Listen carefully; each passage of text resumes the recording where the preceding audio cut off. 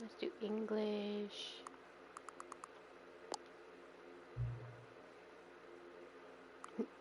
No.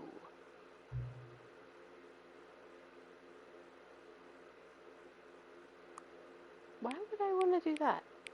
Why can't I have it all the way bright like that? That's barely visible. Current time. Wait, I could just go backwards. Oh, no, I can't. Fuck.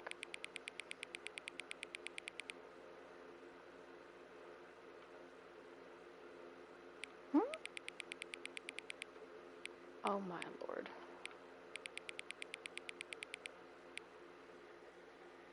Okay, yeah, that's right. No. There we go. Gotta find my live. Hold on. There it is.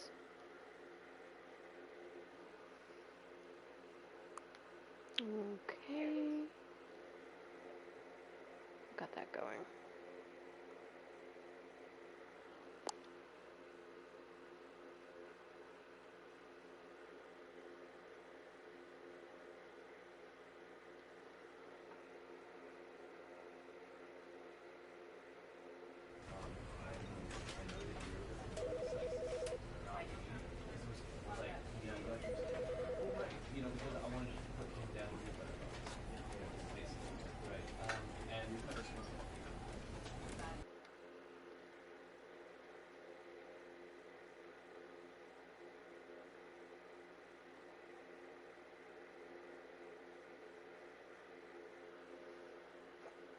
The end is never the end, is never the end, is never the end, is never the end.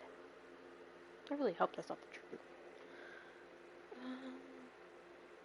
This is the story of a man named Stanley. Stanley was building where he was employee number 427. Employee number 427. Yes, I poop. Is this too loud for you guys? He sat at his desk in room 427 and he pushed buttons on a keyboard. Orders came to him through a monitor on his desk, telling him what buttons to push, how long to push them, and in what order. Frosty, you do This too. is what employee 427 did every day of every month of every year. And although others might have considered it soul-rending, Stanley relished every moment that the orders came in, as though he had been made exactly for this job. And Stanley was happy. And then one day, something very peculiar happened. Something that would forever change Stanley. Something he would never quite forget. He had been at his desk for nearly an hour when he realized that not one single order had arrived on the monitor for him to follow. No one had showed up to give him instructions, call a meeting, or even say hi. Never in all his years at the company had this happened, this complete isolation. Something was very clearly wrong. Shocked, frozen solid, Stanley found himself unable to move for the longest time. But as he came to his wits and regained his senses, he got up from his desk and stepped out of his office. Oh, okay. Well, what the hell's this red button? Can't do anything?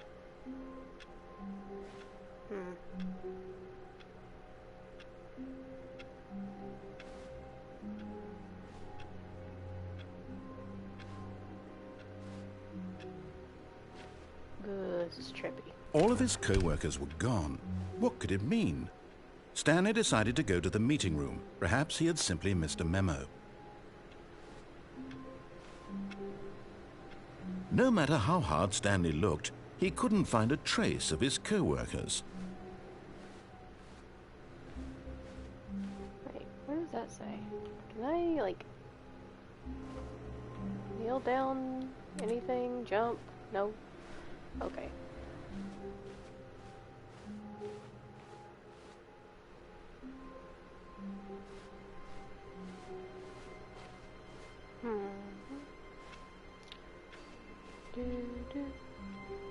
Oh.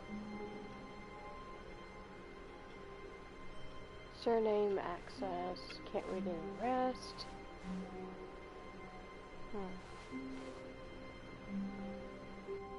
Valentine. Wow. I hate Mondays. Wait. Okay.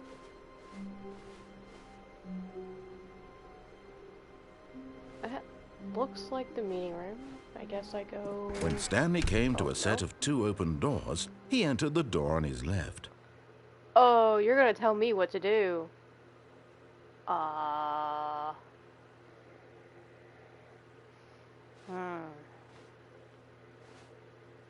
Fuck you. This was not the correct way to the meeting room, and Stanley knew it perfectly well. Perhaps he wanted to stop by the employee lounge first, just to admire it. Ah, yes, truly a room worth admiring. It had really been worth the detour after all, just to spend a few moments here in this immaculate, beautifully constructed room. Stanley simply stood here, drinking it all in. I want a drink. Give me a fucking drink.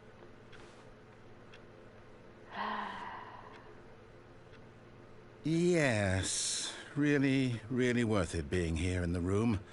A room so utterly captivating that even though all your co-workers have mysteriously vanished, here you sit looking at these chairs and some paintings. Really worth it. Yep. Why did I go through the trouble of putting in my time if that time is wrong? At this point, Stanley's obsession with this room bordered on creepy, but at last he'd had enough of the amazing room and took the first open door on his left to get back to business.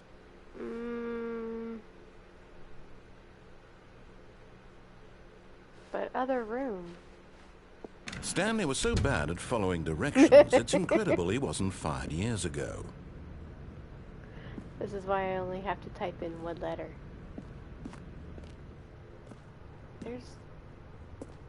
I remember somebody telling me there were secrets, so...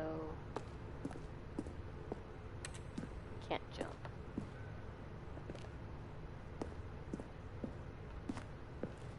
Can I open doors? No. Do not jump from the cargo lift while it's in motion. Will cause death. Penalty for misuse of cargo lift is $1,000. Penalty of jumping off the cargo lift that causes death, $5,000. Look, Stanley, I think perhaps we've gotten off on the wrong foot here. I'm not your enemy, really, I'm not. I realize that investing... But in his eagerness to prove that he is in control of the story and no one gets to tell him what to do, Stanley leapt from the platform and plunged to his death. Good job, Stanley. Everyone thinks you are very powerful. Yay!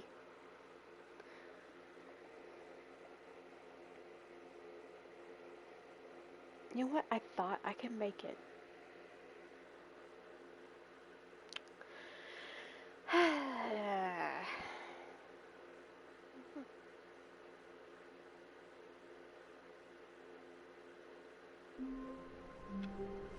Wait. I'm back at my desk again. All of his co-workers were gone. What could it mean? Stanley decided to go to the meeting room. Perhaps he had simply missed a memo. Hold up. No, nothing looks different. Still have to go this way. Here's the... Okay. When Stanley came to a set of 2 open doors, this was not the correct way to the meeting room, and Stanley knew it perfectly well. Perhaps he wanted to stop by the employee lounge first, just to admire it. Wow. I want to go across. Yes, this room. But eager to get back to business, Stanley took the first open door on his left. No. Stanley was so bad at following directions, it's incredible he wasn't fired years ago. Look, Stanley, I think perhaps we've gotten off on the wrong foot here. I'm not your enemy, really, I'm not. I realize that investing your trust in someone else can be difficult, but the fact is that the story has been about nothing but you all this time. There's someone you've been neglecting, Stanley. Someone you've forgotten about. There! What? Really? I was in the middle of something. Do you have zero consideration for others? Are you that convinced that I want something bad to happen to you? Why, Yes. I don't know how to convince you of this, but I really do want to help you, to show you something beautiful. Look, let me prove it. Let me prove that I'm on your side. Give me a chance. I don't want. Now listen carefully, this is important. Stanley walked through the red door. Why do you give me choices?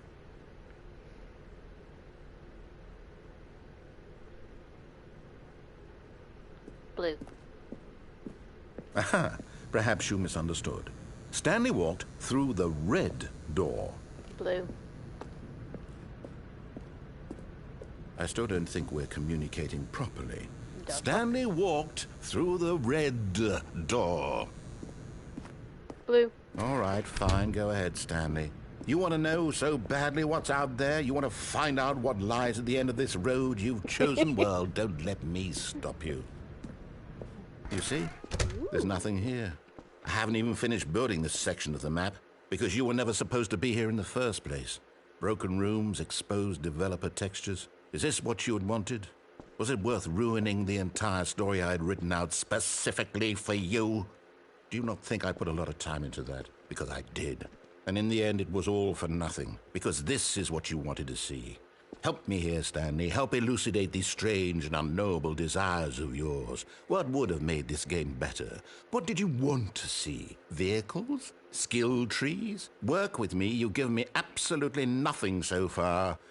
Tell you what, let me take a stab in the dark at a new design, and you can give me some feedback. There we go. A third option. This already feels leaps ahead of where we were before. Go ahead, Stanley. Take it for a spin.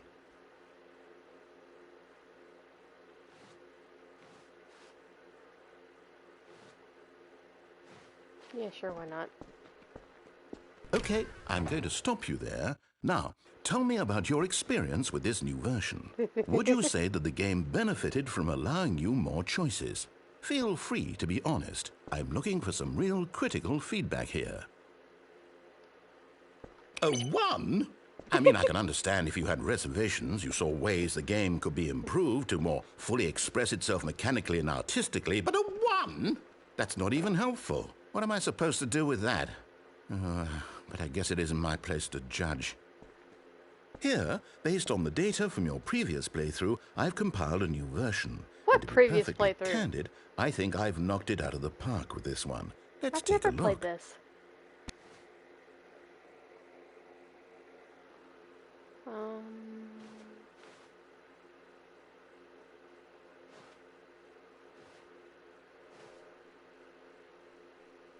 Oh, cool. Oh, God. Oh, dear Jesus. This is you.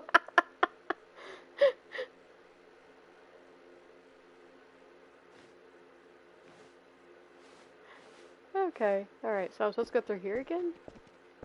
Now, would you say that competitive leaderboard helped you feel motivated to keep walking through doors? Again, No. honest answers, please. No. Hey, I nearly forgot. I've got a prototype of a new game I've been working on, and now Oh, would no. be a lovely opportunity to give it some play testing. You wouldn't mind taking a look at it, would you? Let me boot it up.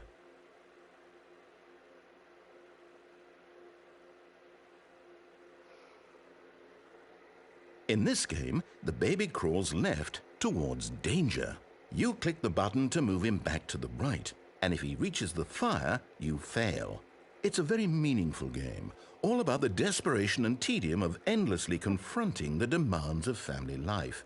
I think the art world will really take notice. But of course, the message of the game only becomes clear once you've been playing it for about 4 hours. So why don't you give it 4 hours of play to make sure it's effective? 4 hours? Be sure to keep notes on your experience.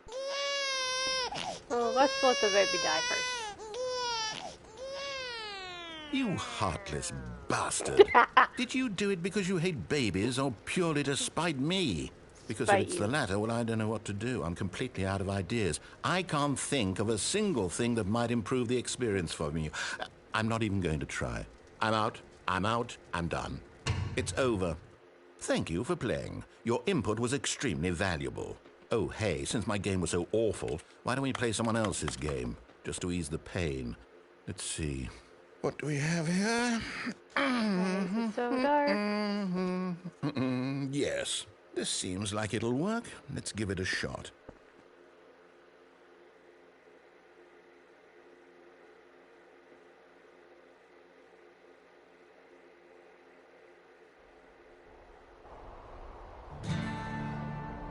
Aha! Fascinating. What do you think this game is about, Stanley? What's our backstory? What is our motivation? Well, it seems obvious to me that you are meant to play as a creepy man spying on innocent civilians below you from up high in your creep tower, perhaps for some sort of twisted, erotic purpose. Yes, that must be it. What a fascinating venture into the experience of total mental depravity. So far, I love everything about this game, Stanley. And it seems there's even more. Come, let's venture outward and see what else is out there. I would love to. Thank you.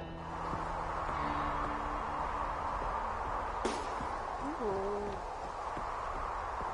So pretty. I'm actually playing Stanley Parable, but I know this game. I've never played this game. I love it though. No, I'm not a furry. However, my VTuber model will be. It is. It's an open world game. Good God, quickly block it off. Yes, I do. What? Thank goodness, Stanley. What a close call. You nearly wandered off into that thing. That big, open, just wandering around. No right or wrong directions. No path to follow. You can just go in any...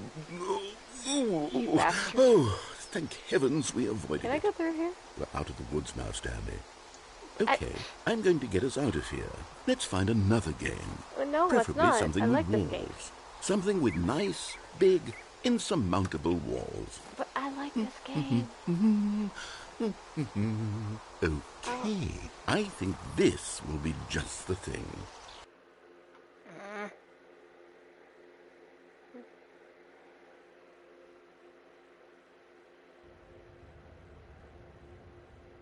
Wonderful. See, this is exactly what I had in mind. Just a nice big box for you to run around in. There isn't any possibility that you could get lost here. Now this is game design.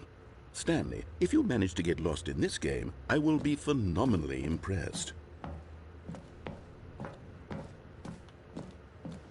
Okay, so what exactly do we do here? Let's see.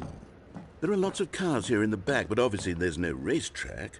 Okay, I'm seeing that there's a ball of some kind back here. Is this game sports ball? Where? Stanley, I think it's sports ball. Oh, what fun. We shall run the bases and do a touchdown together? Yes, I think surely we must. Okay, Stanley, here's the ball. Have fun. Oh, Jesus. Oh. I don't have a car, though.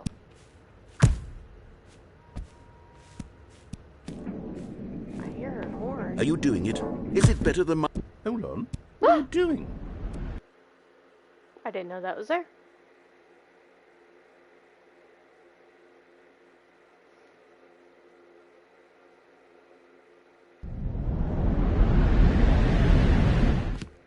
Stanley, don't do that. I can't follow you there. I can't help you.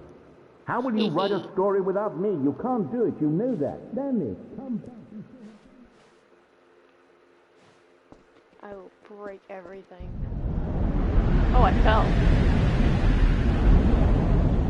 It's so dark.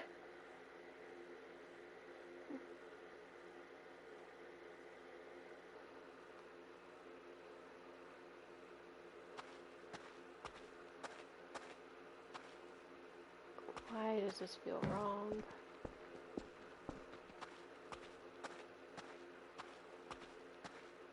Hold on.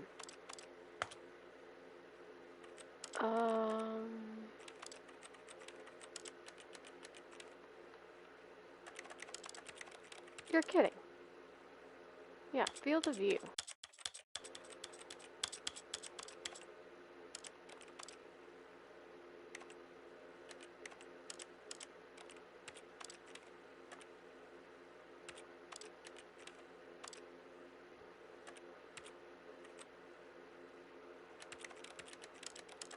Where's...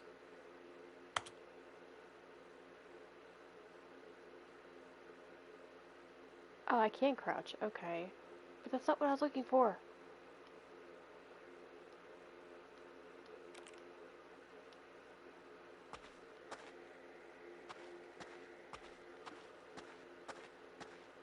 I was looking for brightness.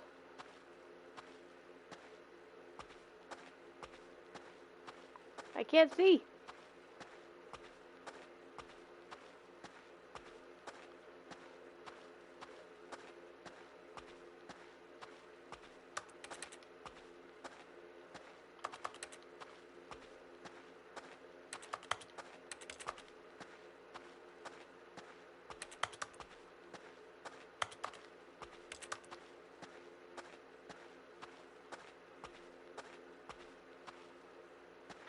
Light.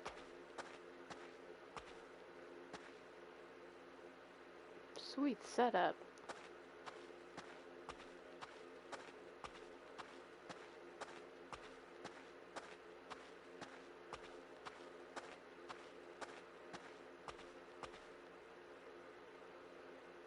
Ooh. Hold on. Who the fuck are you watching?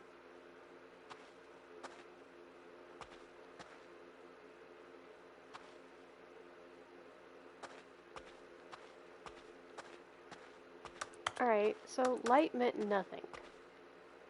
Oh. I wonder what he found. If what he wanted was to be the leading man in his own story, well, perhaps he's gotten it. Down in wherever he is right now.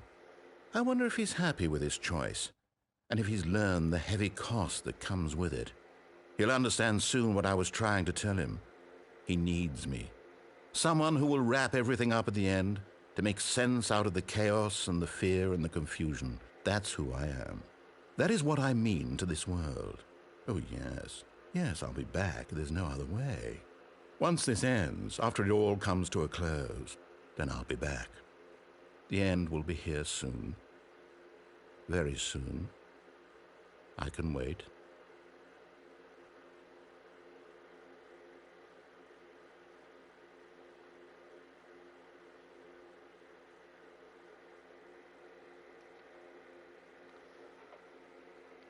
Okay then. It's the song that doesn't end. Oh, this game.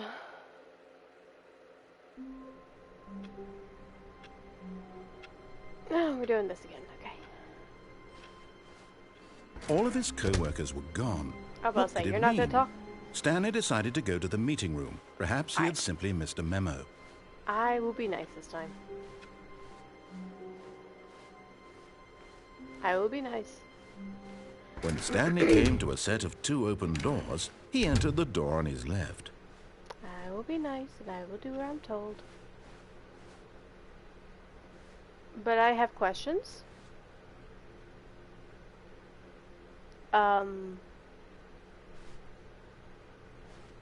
Is the game broken?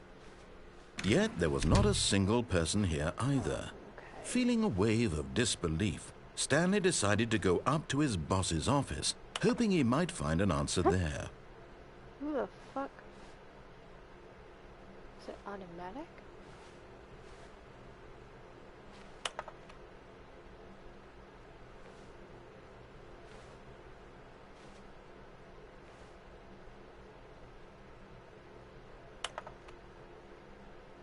Monetize free to play. Everyone is unique. Stripes, what is hot? Target demographic teenagers. What do people want? Things. Violet James, you're fired for putting happy feelings. Oh god. Money, more money, things, but with money to buy more things. Graphs. Graphs about things and money. We have our new product. Oh dear lord. Oh, I have to hold it. Okay. No more bins. Trash cans.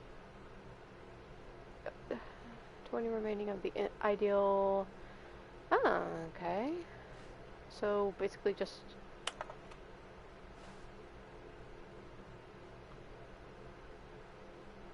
throw something in the idea bin. Okay. Okay. Coming to a staircase, Stanley walked upstairs to his boss's office. I know I said it'd be good, but I'm curious. I have not seen anything.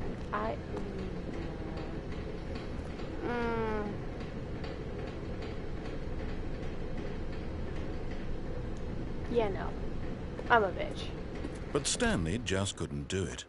He considered the possibility of facing his boss, admitting he had left his post during work hours. He might be fired for that.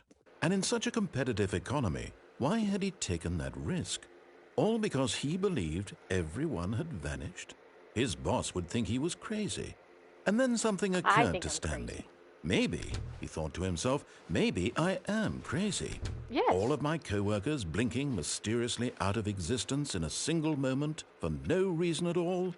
None of it made any logical sense. And as Stanley pondered this, he began to make other strange observations. Why does it say For 1, example, 2, B4? why couldn't he see his feet when he looked down? Why did doors close automatically behind him wherever he went? And for that matter, these rooms were starting to look pretty familiar. Were they simply repeating? No, Stanley said to himself, this is all too strange. This can't be real. Oh, no. And at last, he came to the conclusion that had been on the tip of his tongue. He just hadn't found the words for it. I'm dreaming, he yelled. This is all a dream. Oh, what a relief Stanley felt to have finally found an answer, an explanation. His co-workers weren't actually gone. He wasn't going to lose his job. He wasn't crazy after all. And he thought to himself, I suppose I'll wake up soon. I'll have to go back to my boring real-life job pushing buttons. I may as well enjoy this while I'm still lucid. So, he imagined himself flying round. Oh, Jesus. Then he imagined himself soaring through space on a magical starfield, and it too appeared. It was so much fun, and Stanley marveled that he had still not woken up. How was he remaining so lucid?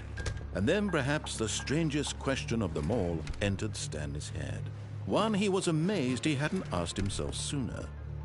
Why is there a voice in my head dictating everything that I'm doing and thinking?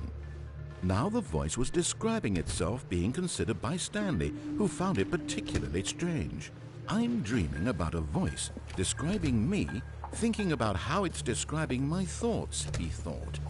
And while he thought it all very odd and wondered if this voice spoke to all people in their dreams, the truth was that, of course, this was not a dream. How could it be? Was Stanley simply deceiving himself, believing that if he's asleep, he doesn't have to take responsibility for himself? Stanley is as awake right now as he's ever been in his life. Now, hearing the voice speak these words was quite a shock to Stanley. After all, he knew for certain, beyond a doubt, that this was in fact a dream.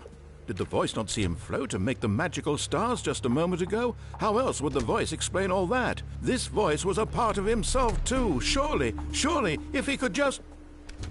He would prove it. He would prove that he was in control, that this was a dream. So he closed his eyes gently, and he invited himself to wake up. He felt the cool weight of the blanket on his skin, the press of the mattress on his back, the fresh air of a world outside this one. Okay. Let me wake up, he thought to himself. I'm through with this dream. I wish it to be over. Let me go back to my job. Let me continue pushing the buttons. Please, it's all I want. I want my apartment and my wife and my job. All I want is my life exactly the way it's always been. My life is normal. I am normal. Everything will be fine. I am okay. God damn it, I'm back in the fucking building again. Stanley began screaming. Please, someone, wake me up. My name is Stanley. I have a boss. I have an office. I am real. Please, just someone tell me I am real. I must be real. I must be. Can anyone hear my voice? Who am I? Who am I? And everything went black. Oh. Okay. This is the story of a woman named Mariella. Mariella woke up on a day like any other. She arose, got dressed, gathered her belongings, and walked to her place of work. But on this particular day, her walk was interrupted by the body of a man who had stumbled through town talking and screaming to himself, and then collapsed dead on the sidewalk. And although she would soon turn to go call for an ambulance, for just a few brief moments she considered the strange man. He was obviously crazy, this much she knew. Everyone knows what crazy people look like. And in that moment, she thought to herself how lucky she was to be normal. I am sane. I am in control of my mind. I know what is real and what isn't. It was comforting to think this, and in a certain way, seeing this man made her feel better. But then she remembered the meeting she had scheduled for that day, the very important people whose impressions of her would affect her career, and by extension, the rest of her life. She had no time for this, so it was only a moment that she stood there, staring down at the body. And then she turned and ran.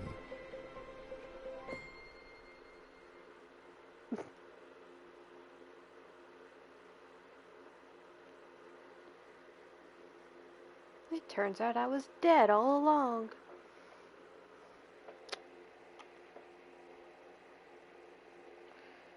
Oh.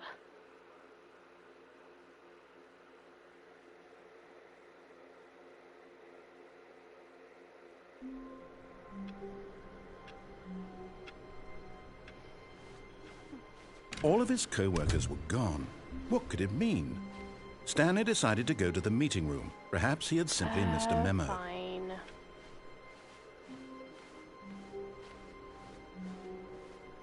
When Stanley came to a set of 2 open doors, he entered the door on his left. I wonder what happens This if was I not did the correct this. way to the meeting room, and Stanley knew it perfectly well. Perhaps he wanted to stop by the employee lounge first, just to And admire then go it. into the correct door. The lounge was sublime, a work of art.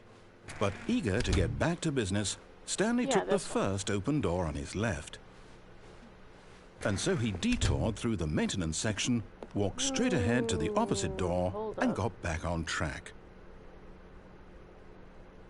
But big red button.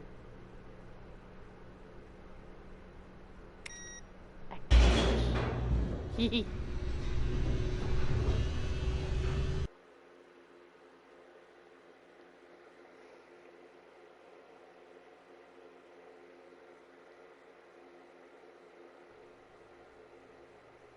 But Stanley didn't want to go back to the office. He wanted to wander about and get even further off track. So now in order to get back, he needed to go, from here it's, left. Oh, no. No, it's to the right. My mistake. No, not the right. Why would I have ever said it was to the right? What was I thinking? It's clearly... Oh, dear, would you hold on for a minute, please? Now, let's see. We went down right, left, down, left, right. Yep, okay, yes.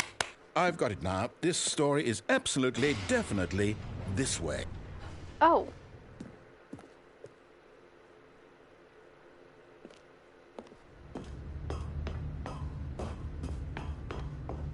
No. This isn't right at all. You're not supposed to be here yet. This is all a spoiler. Quick, Stanley, close your eyes. Okay. We just have to get back to, oh, who am I kidding? It's all rubbish Employee now. fired. The whole story completely unusable. How about, rather than waste my time trying to salvage this nonsense, we'll just restart the game from the beginning. And No! this time, suppose we don't wander so far off track, Okay. Pirate? From I the see the word top. pirate. No!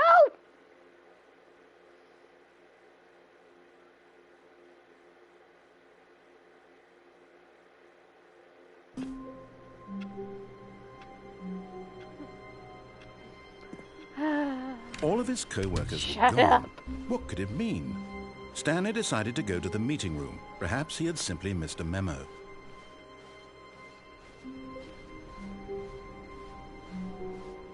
When Stanley... Wait, what? No, I restarted. I swear, I definitely restarted the game over, completely fresh. Everything should be... Or did something change? Stanley, did you change anything when we were back in that room with all the monitors? Did you No. move the story somewhere, or... Hold on. How am I supposed to be able Well, to do I'm anything? asking you. I'm the one who wrote the story. Yeah. It was right here just a minute ago.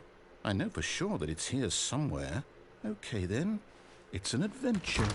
Come, Stanley. Oh. Let's find the story. I want to go through this one though. Fucking move. What is this? The fucking back rooms? It's light. I don't trust light. I'll go to the corner. Oh, that leads there. Okay, so I get to go through here anyway. Haha.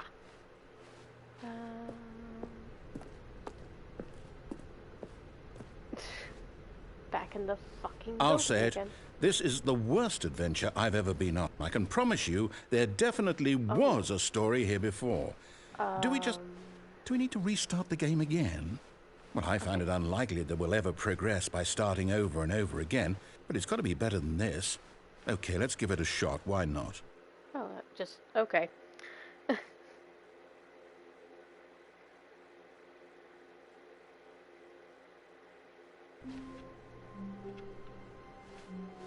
If All you of his say co-workers oh were my gone. fucking god! What could it mean?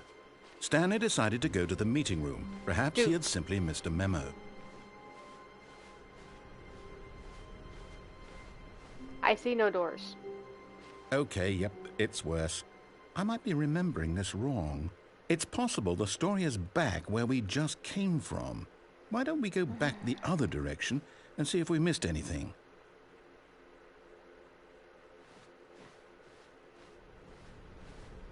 Hold the phone. 483. Could have swore I've been by there before. Aha! I knew we'd missed something. The story. Here it comes. No, wait, never mind. Not the story. Okay, let's head back the other way and retrace our steps. What other way? Now this... Well, I'll be honest, I don't recognize this place at all. Is this the story? I don't think so. I can't quite recall, but I believe my story... Is that correct? Do you remember, Stanley?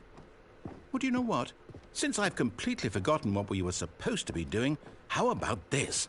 You win! Congratulations! I know you put in a lot of hard work, and it really paid off, so good job. Well, that's kind of lousy. Oh, no, I don't feel right about this at all. Yeah. We both know you didn't put in any actual work for that win. Some Hey. people win fair and square, and this was not one of those situations. Okay, I'm getting weirded out by whatever this place is. I don't care what might happen this time, I have to restart. Not again. Not again.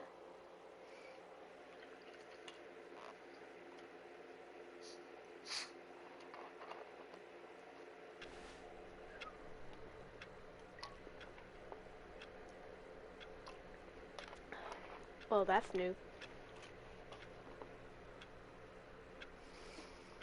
All right, I've got a solution.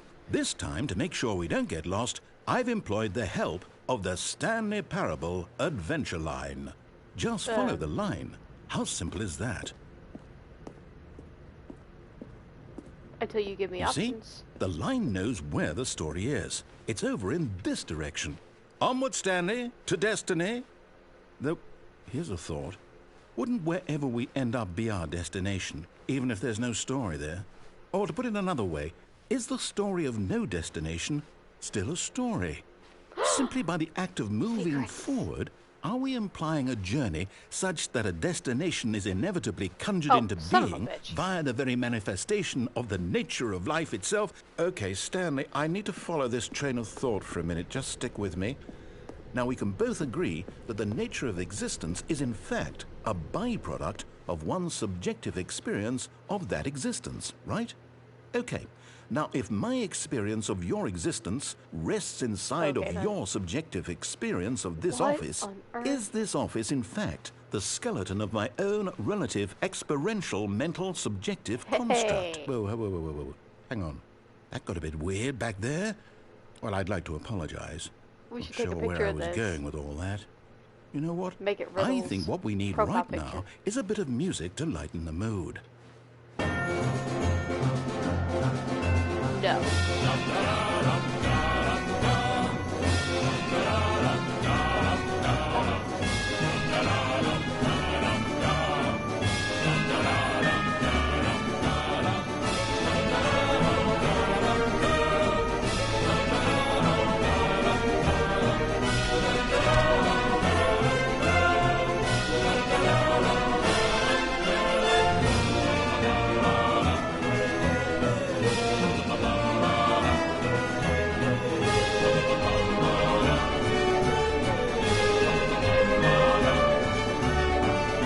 Oh my god. Wait, cut the music. Go Thank back God. and look at that fern. Huh? What fern? Stanley, this fern will be very important later in the story. Make sure you study it closely and remember it carefully. You won't want to miss anything. It's a fern, dude.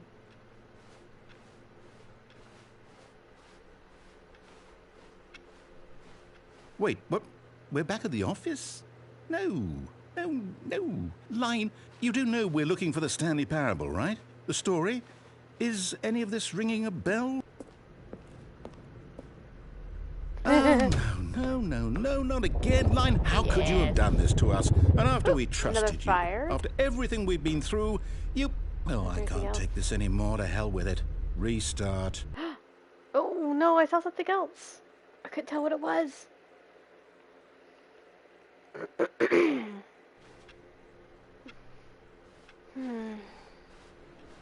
You know what, Stanley? I say forget the adventure line. What's it ever done for us? We're intelligent people, right? Why can't we make up our own story? Something exciting, daring, mysterious. I Ooh, tried doing this that. all sounds perfectly doable. Why don't we simply start wandering in, well, I don't know. How about this direction? Okay. Now, yes, this is exciting. Just me and Stanley forging a new path, a new story. Well, it could be anything. What do you want our story to be? Go wild. Use your imagination. Whatever it might be, Stanley, I'm ready for it. Oh, no, not you again. Stanley, I'd also like to veto the line from having any role in our awesome new story. No lines or monitor rooms. Just don't acknowledge it, and we should be fine.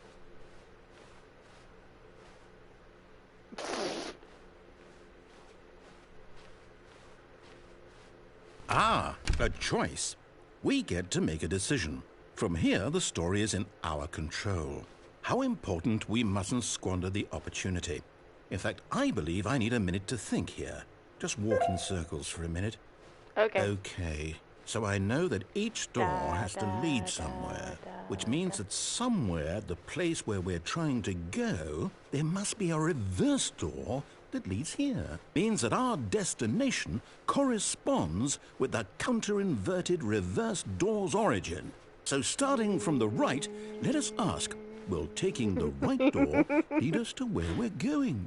And since the answer is clearly yes, then by all accounts, the door on the right is the correct one. Another victory for logic. Come, Stanley, our destiny awaits.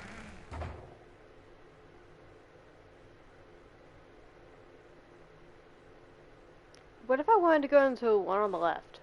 What then?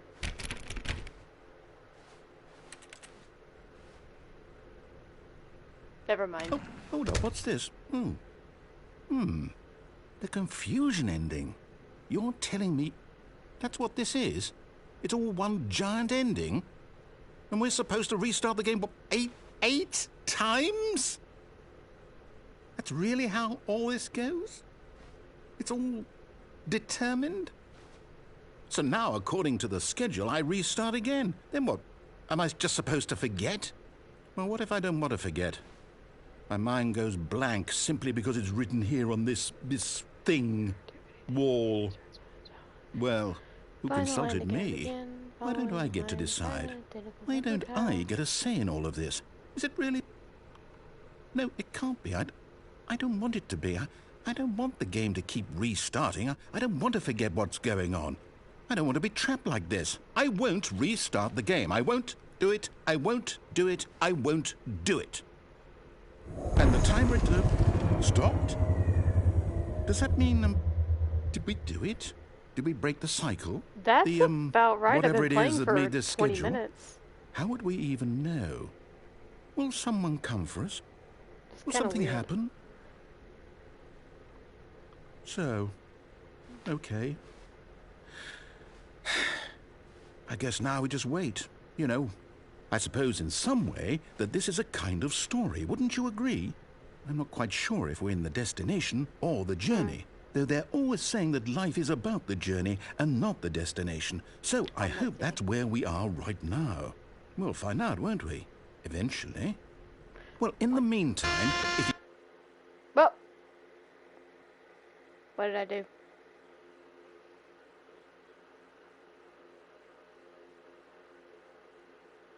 What did I do?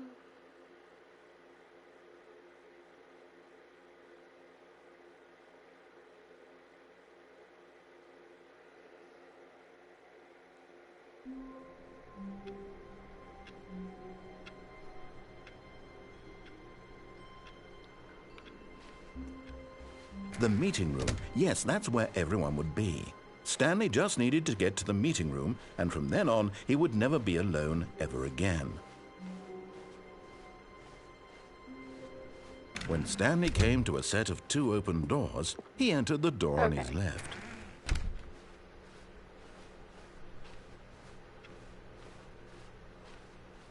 Meeting room. Yet there was not a single person here either. Feeling a wave of disbelief, Stanley decided to go up to his boss's. Coming to a staircase, Stanley walked upstairs to his boss's office. I'll do it.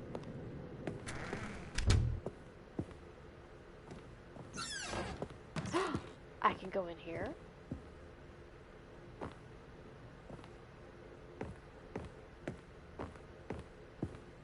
Alright, nothing in there. What's this door? The executive bathroom.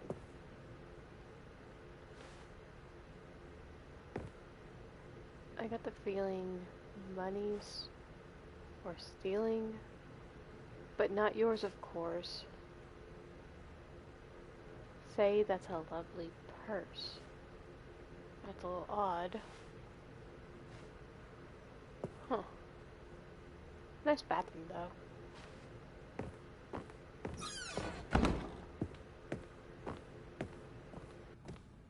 Stepping into his manager's office, Stanley was once again stunned to discover not an indication of any human life. Shocked, unraveled, Stanley wondered in disbelief who orchestrated this. What dark secret was being held from him? What he could not have known was that the keypad behind the boss's desk guarded the terrible truth that his boss had been keeping from him. And so the boss had assigned it an extra secret PIN number. 2845. But of course, Stanley couldn't possibly have known this. Yet incredibly, by simply pushing random buttons on the keypad, Stanley happened to input the correct code by sheer luck. Amazing. He stepped into the newly opened passageway.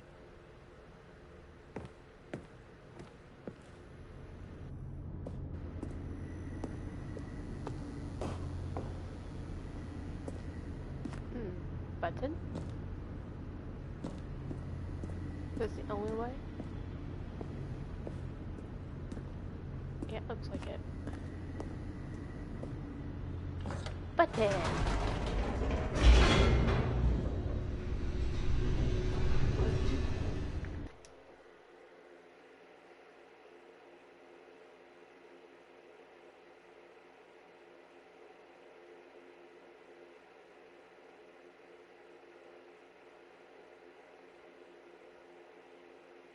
Descending deeper into the building, Stanley realized he felt a bit peculiar. It was a stirring of emotion in his chest, as though he felt more free to think for himself, to question the nature of his job. Why did he feel this now, when for years it had never occurred to him? This question would not go unanswered for long.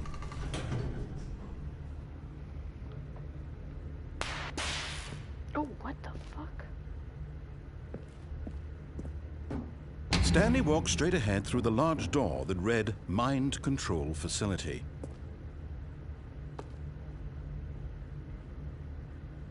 Escape. Escape. Although this passageway had the word escape written on it, No, the truth escape. was that at the end of this hall, Stanley would meet his violent death. What?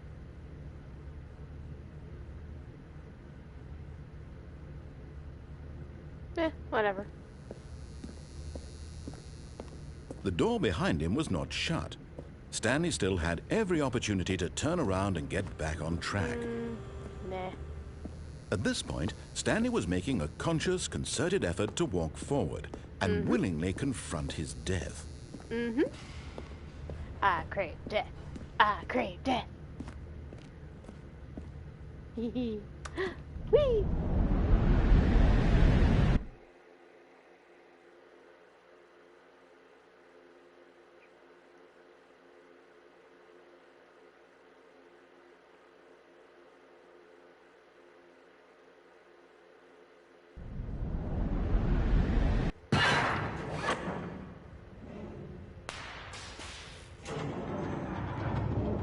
As the machine whirred into motion and Stanley was inched closer and closer to his demise, he reflected that his life had been of no consequence whatsoever. Stanley can't see the bigger picture. He doesn't know the real story, trapped forever in his narrow vision of what this world is. Perhaps his death was of no great loss, like plucking the eyeballs from a blind man. And so he resigned and willingly accepted this violent end to his brief and shallow life. Farewell, Stanley. This should protect me somewhat. "Farewell, Stanley," cried the narrator, as Stanley was led helplessly into the enormous metal jaws. In a single visceral instant, Stanley was obliterated as the machine crushed every bone in his body, killing him instantly. Who the fuck are you?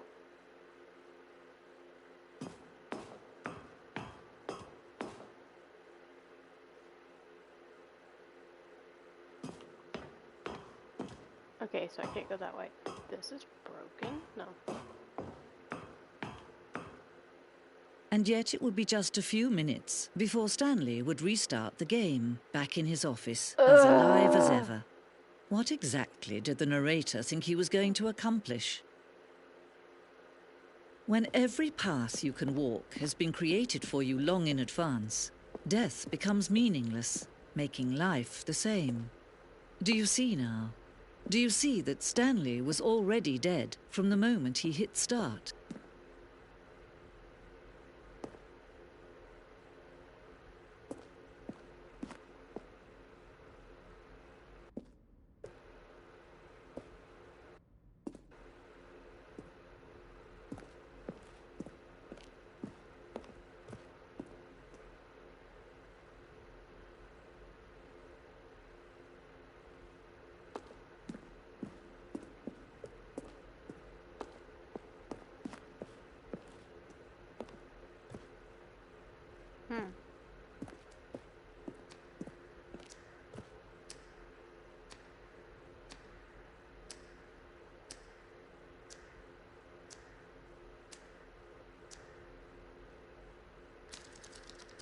Oh.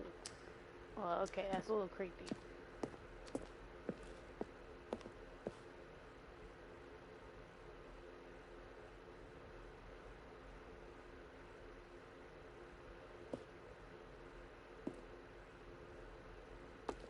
There's a vent in the lounge?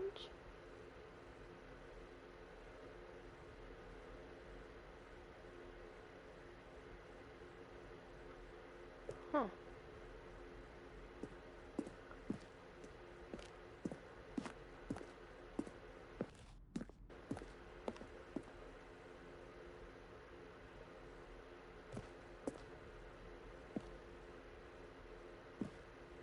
They're so shiny, I want to pull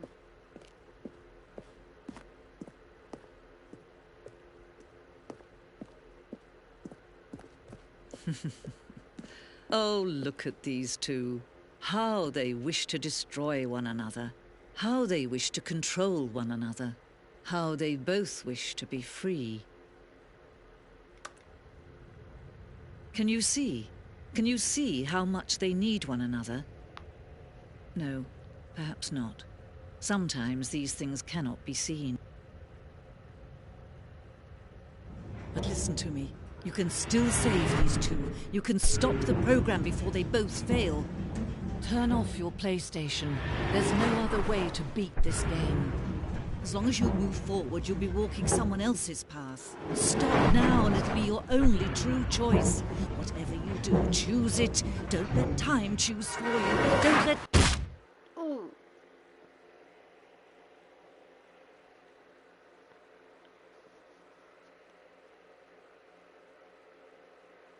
Wait, is Stanley Parable only for PlayStation? If not, how did you know I was playing on a PlayStation?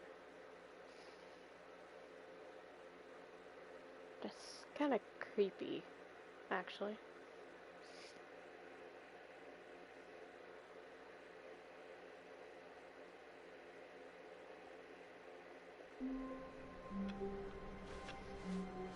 All of his co-workers were gone. What could it mean?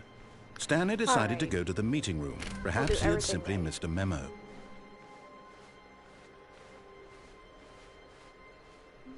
When Stanley came to a set of 2 open doors, he entered the door on his left.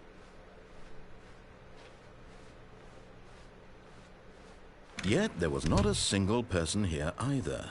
Feeling a wave of disbelief, Stanley decided to go up to his boss's office, hoping he might find... Coming to a staircase, Stanley walked upstairs to his boss's office.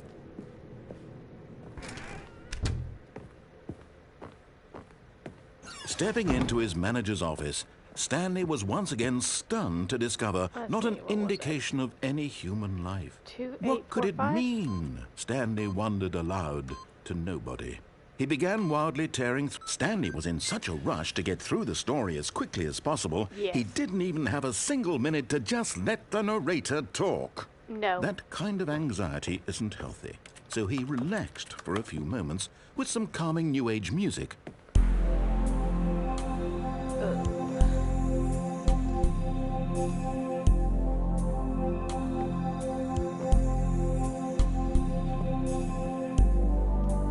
Feeling soothed and rejuvenated, Stanley calmly walked forward into the opened passageway.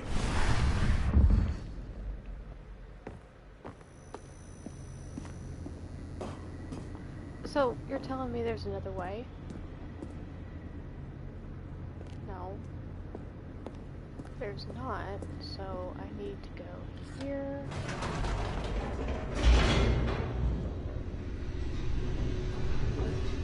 Oh, that's right, there's a hallway.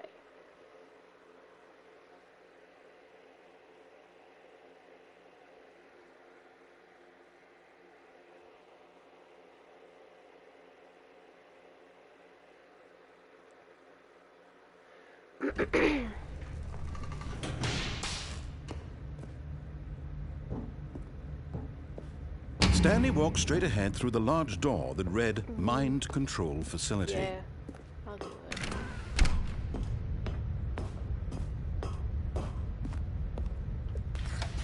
The lights were on screens. What horrible secret did this place hold? Stanley thought to himself. Did he have the strength to find out?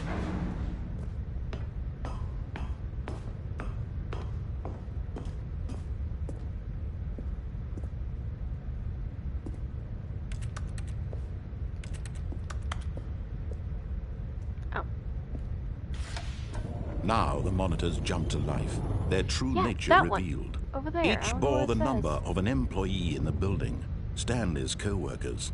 The lives of so many individuals reduced to images on a screen, and Stanley, one of them, eternally monitored in this place where freedom meant nothing. Fired pirate. There's another one that's fired over here somewhere. But that one. Maybe I can see it now. What does that say? It's in purple. I don't know.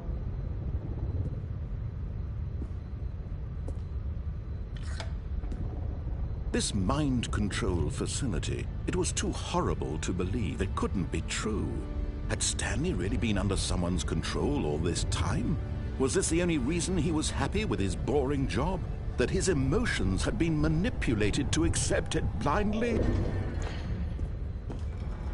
No. He refused to believe it. He couldn't accept it. His own life in someone else's control? Foreign language, Never. or maybe just a pretty It was picture. unthinkable. Wasn't it? Was it even possible? Had he truly spent his entire life utterly blind to the world? Don't we all? But here was the proof. The heart of the operation. Controls labeled with emotions. Happy, or sad, or content. Walking, eating, working. All of it monitored and commanded from this very place. And as the cold react... Is there a way to turn this fucking game's brightness up?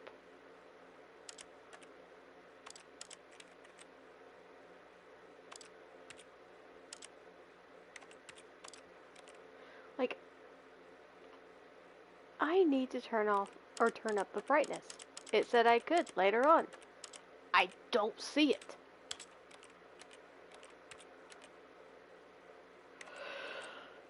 Let's turn the vibrations off.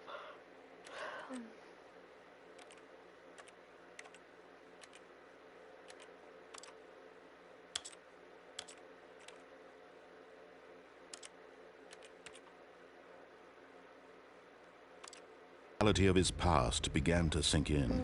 Stanley decided that this machinery would never again exert its terrible power over another human life. For he would dismantle the controls once and for all.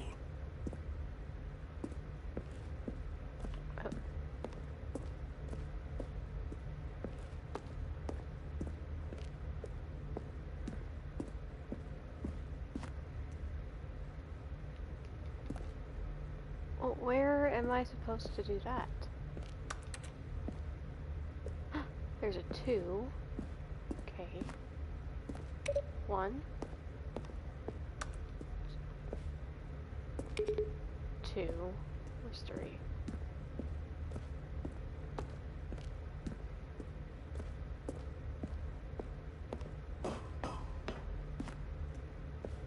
That's 5. There's a note over here. 3. It was 5. Is there one over here? No. That's 1, that's 2.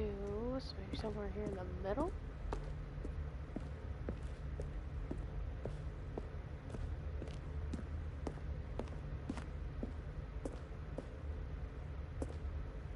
Where the fuck is 4?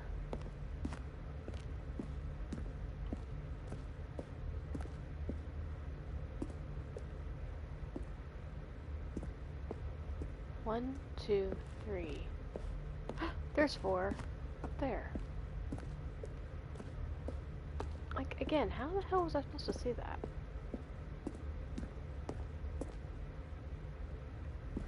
Oh my god. Blech. Okay, hold on. Where's my remote? I need to turn up the brightness on my TV.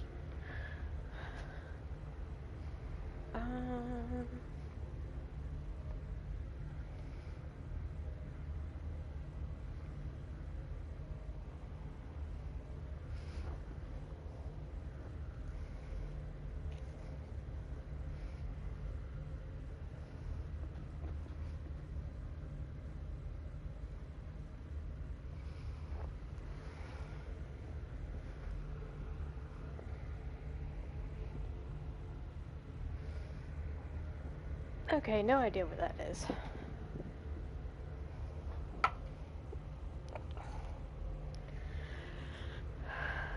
I have the controller I need, just I can't get up there.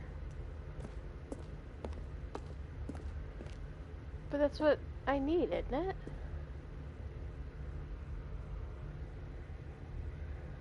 I'm confused. Well, I'll just go press 5 and see what happens then.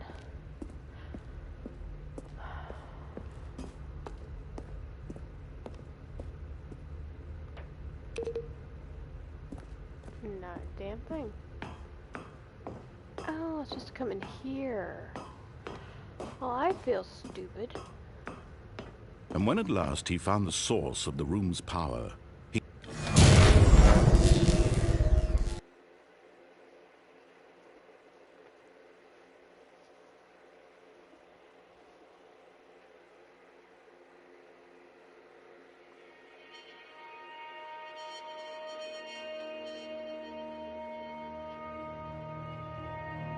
blackness and a rising chill of uncertainty. Was it over?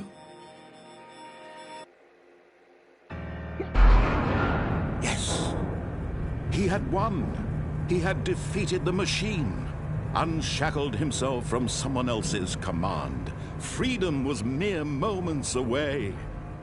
And yet, even as the immense door slowly opened, Stanley reflected on how many puzzles still lay unsolved.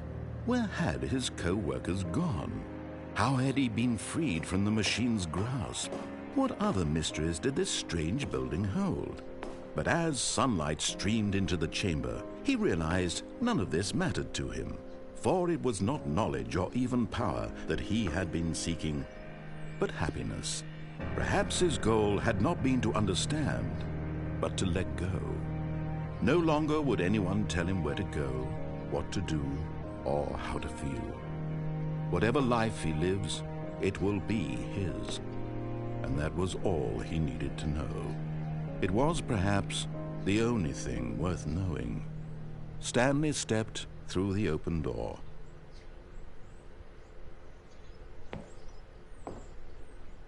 Stanley felt the cool breeze upon his skin, the feeling of liberation, the immense possibility of the new path before him. This was exactly the way, right now, that things were meant to happen. And Stanley was happy.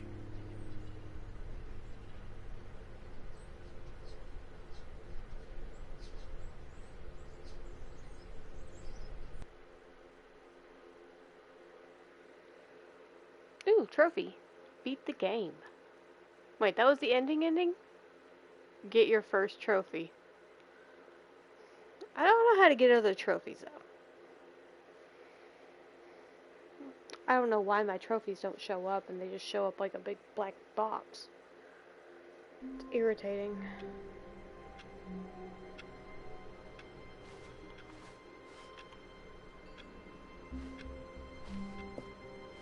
All of his co-workers were gone.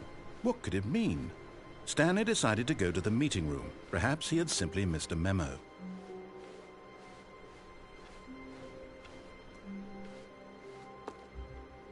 New content? Oh, new content? What does that mean, new content?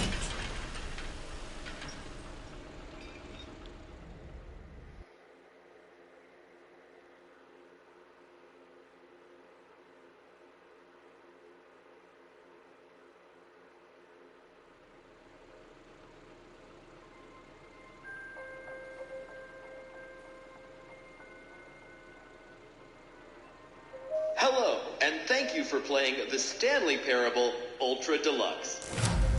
As you may know, The Stanley Parable was a video game released in 2013 on home computers. After receiving critical and commercial success, it was expanded upon in 2022 with The Stanley Parable Ultra Deluxe, a reimagining of the game for consoles and home computers. The Stanley Parable Ultra Deluxe features exciting new content that broadens and expands the world of the Stanley Parable, delighting audiences the world over. Please, step inside and see what thrilling new adventures await in The Stanley Parable Ultra Deluxe. Oh, well, this sounds delightful. I'm very excited to see the thrilling new Ultra Deluxe content. Okay, So far, it's an elevator. Nothing special yet, but I'm sure it's just the beginning of a mesmerizing adventure. Yeah.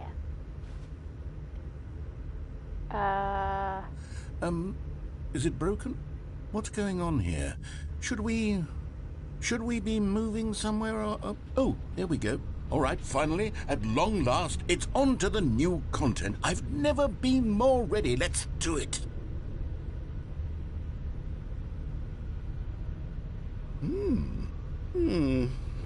I have to say, initial impressions of Stanley Parable Ultra Deluxe, mostly tedious. It's as if the... Oh, okay. Let's see the content. Give me the content, Stanley. All right, let's see. It's the jump circle.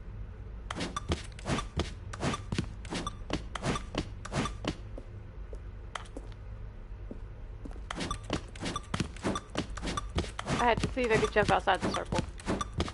I can't.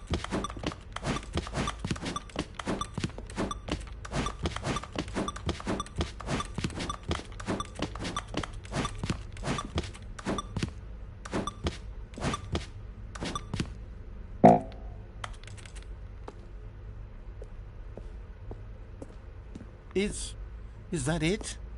Surely that's not all the new content. There has to be something else, right? Goodness, another elevator. Stanley, I have to say, initial impressions of this game are not positive. It's just elevators and jumping. Is this what passes for exciting new content? If this gives you the whole dictionary, there's 20 hours of new content right there. Hell, I could count to 30 trillion. You could put that on the box.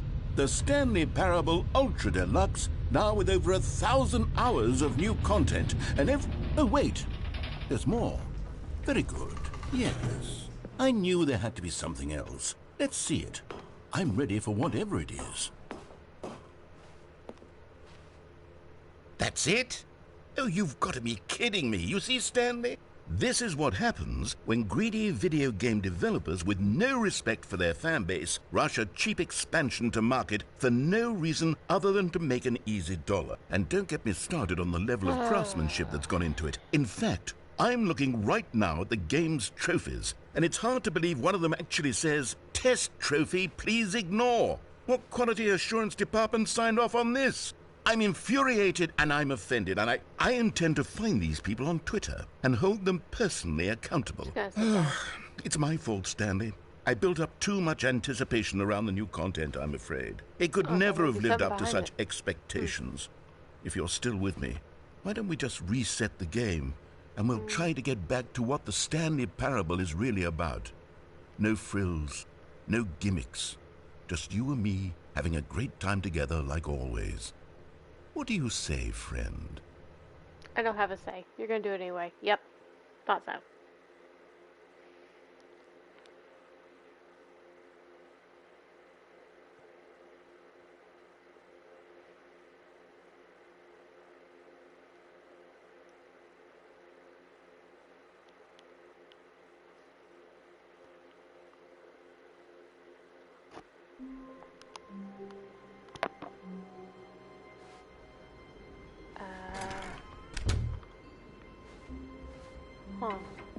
Psst!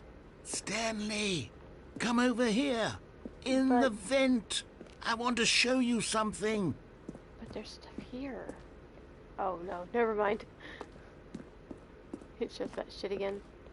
Let's go.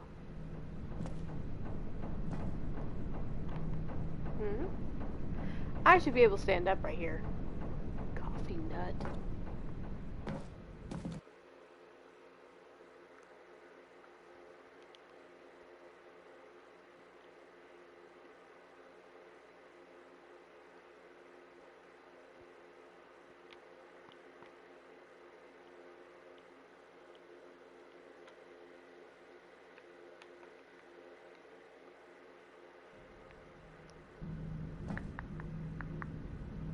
Okay, you remember how cheap and unsatisfying the new Ultra Deluxe content turned out to be? Well, it got me thinking about the past, and how much better the Stanley Parable used to be.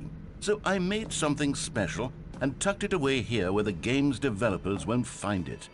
Just our little secret. Take a look. I call it the Memory Zone. It's where I've been storing all my favorite memories so I can relive the peak experiences of my life whenever I want. Experiences like the launch of the Stanley Parable on PC. You see, Stanley, doesn't the Memory Zone remind you of how wonderful Stanley Parable was before it was sullied with a cheap PlayStation port? Remember back in October of 2013 when the game originally launched? Back then, video games had integrity. Back then, it all meant something. Oh, the waste.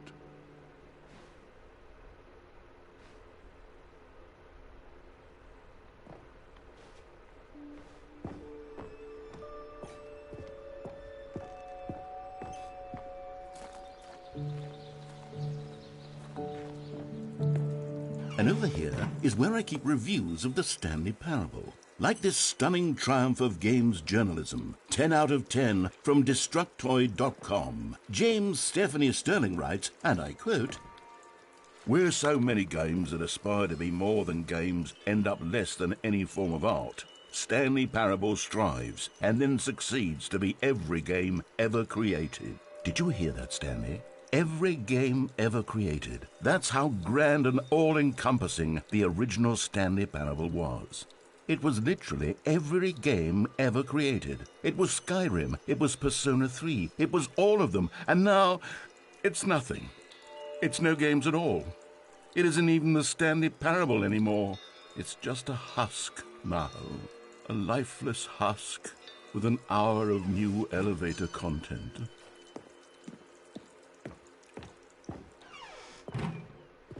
Ooh, what's down here? Oh, I can't go down there.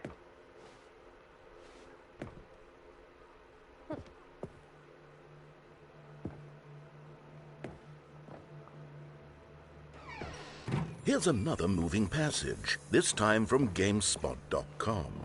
The Stanley Parable is both a richly stimulating commentary on the nature of choice in games and one that offers some of the most enjoyable, surprising, and rewarding choices I've ever been confronted with in a game. 9 out of 10. Don't you get it, Stanley? The game was perfect.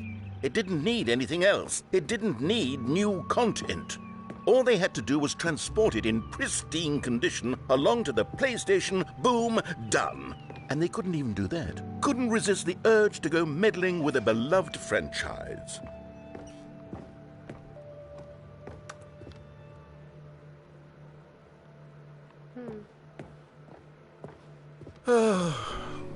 These were simpler times, Stanley. But I wouldn't give to go back, to have it all over again. Wait, hang on. I don't recall this part of the Memory Zone before. What's this? What's down here? Oh, no. Oh, God, no, Stanley. It's a collection of reviews from Pressurized Gas, the extremely popular online storefront for computer games. I haven't looked at these in years. I can't even imagine what's been collecting down here. Surely these reviews were glowing as well, weren't they? Honestly, I could not be bothered to play this game to full completion. The narrator is obnoxious and unfunny, with his humor and dialogue proving to be more irritating than entertaining. Unfunny! I'm not trying to be funny. I'm trying to make a serious work of art. I suppose I could write up a handful of gags to insert into the Stanley Parable, but the game is already such a densely layered web of profound philosophical insights that I can't even imagine where I'd have the room to stick them.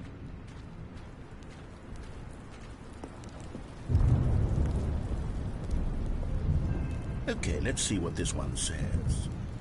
While the idea for the game is good, for someone who prefers non-linear games, this preachiness gets annoying fast. Preachy? Stanley? I'm not preachy, am I? You can tell me if I'm preachy. Honestly, you can. Oh, goodness. Yes. This is actually quite shocking for me. I always, well, to be honest, I had always thought of the game's dialogue as being rather terse to begin with. You can't know how much fluff I cut from the game to get it to feel as light and airy as it... Well, I always thought it did. But maybe it wasn't.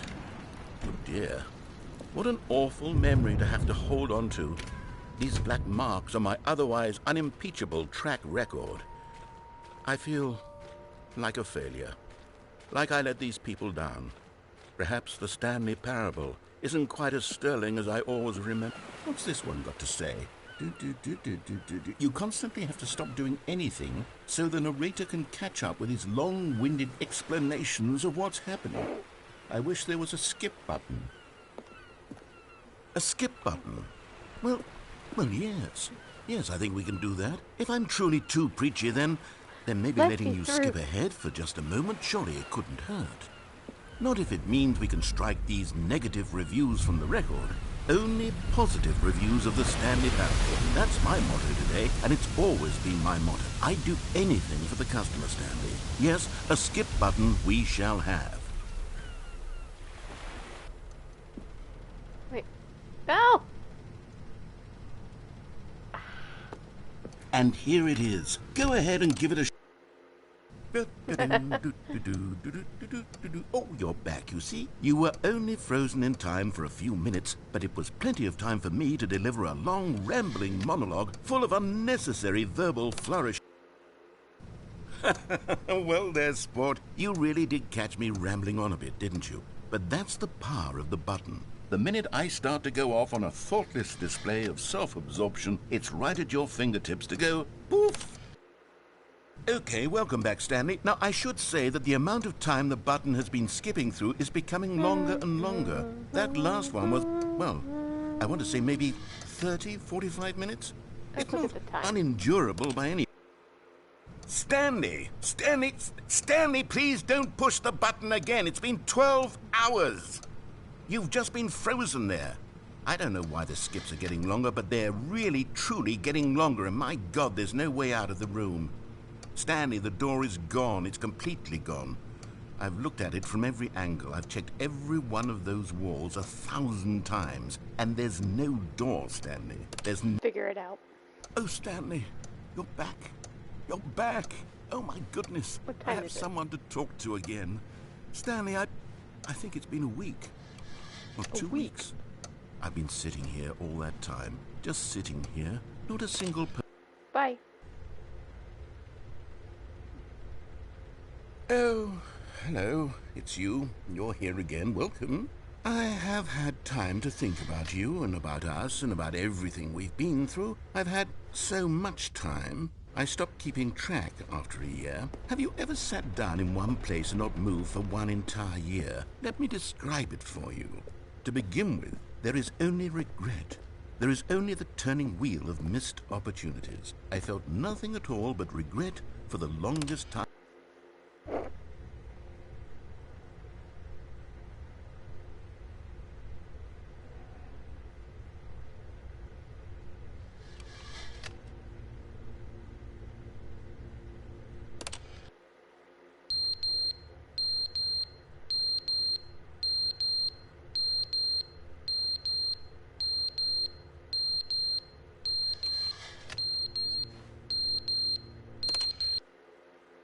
But they didn't understand the game was never meant to be funny. It was meant to have a point. It was meant to speak to the human condition. But where are the jokes? Where are the jokes? They bemoaned, they screamed, they gnashed their teeth and said, entertain us. It wasn't enough. They had to...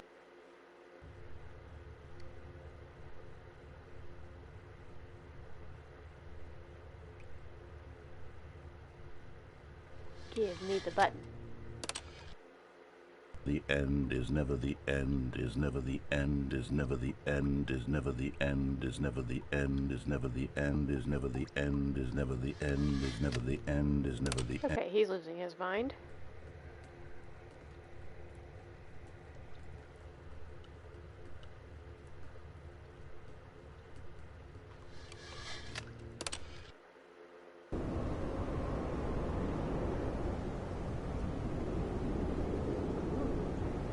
Trippy.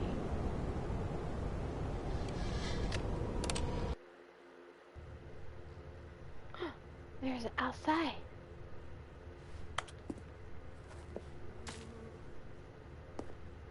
If I could jump, I could reach that and get out. Hmm?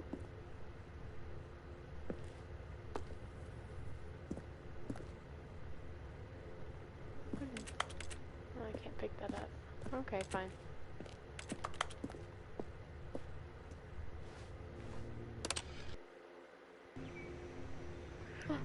green. That's pretty.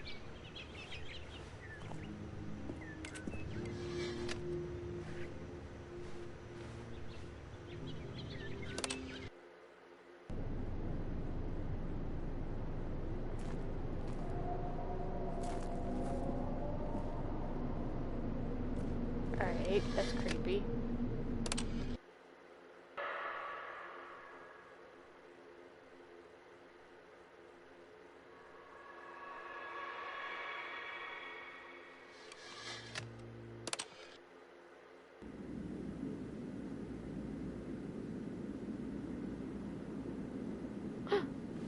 Way out. Can I press the button again?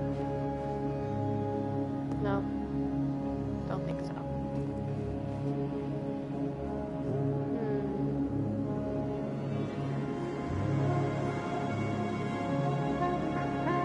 Looks like that might not be the best way.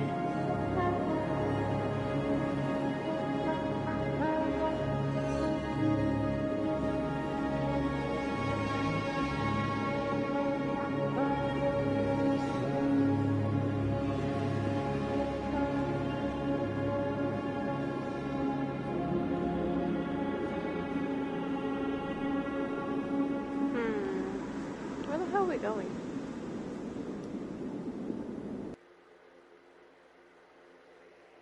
Okay then.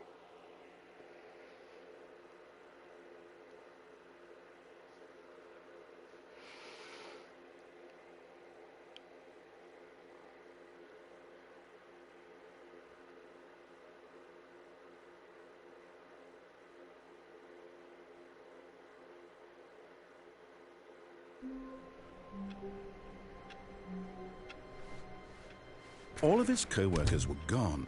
What You're could kidding. it mean? Stanley decided to go to the meeting room. Perhaps he had simply missed a memo.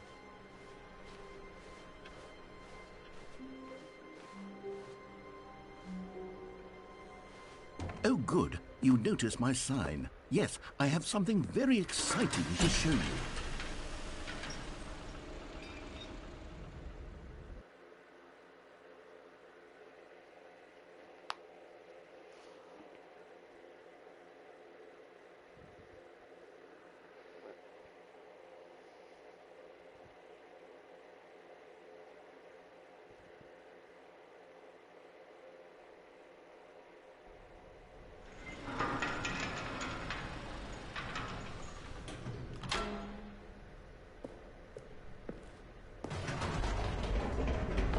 You see, Stanley, I've been reflecting on the Stanley Parable and about how roundly disappointing this ultra-deluxe version has turned out to be.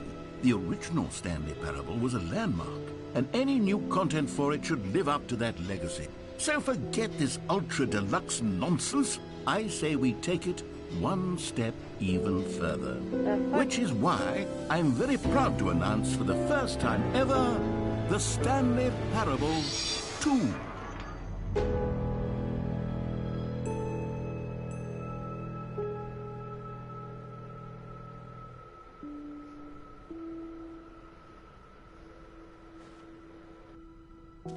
Yes, you see, isn't this far superior to a measly port with a few minor additions? Think of all the new territory we'll cover with a fully fledged sequel. An entirely new experience, built from the ground up. Why, there are so many possibilities. It could go in so many different directions. This is what fans have truly been asking for. Now, to be clear, I haven't quite nailed down what exactly the Stanley Parable 2 is going to be, but let's take a look at some of the features I've been developing for it. I figure that if I can loosely organize a handful of interesting concepts, that surely the game will sort of naturally spring up around them. It'll all work itself out. Game development is much more of a fuzzy magic than anything scientific or logical, really. Here we are. Go on, try out some of the new The features. bucket! I've heard of the bucket. I want the bucket. Give me A common complaint of the Stanley Parable was that it was confusing and paradoxical. that it engendered a chaotic sense of No. reckless I haven't found despair the in bucket. those who played it.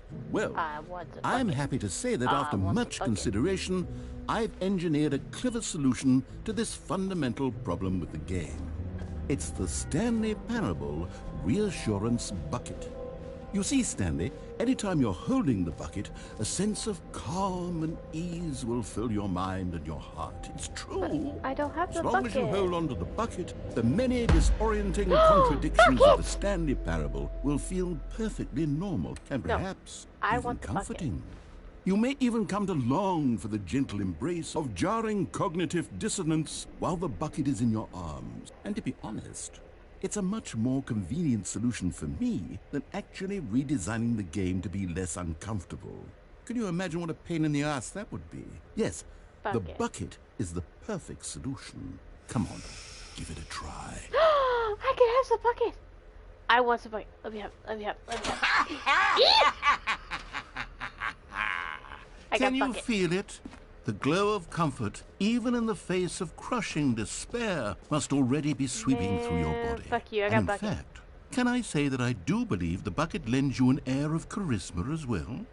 I No. think that just holding it has made you the slightest bit more attractive as a person. No. The I benefits just of the want a bucket bucket. seem to go on and on, don't they? It's my bucket. Go away. All this and more await you in the Stanley Parable 2.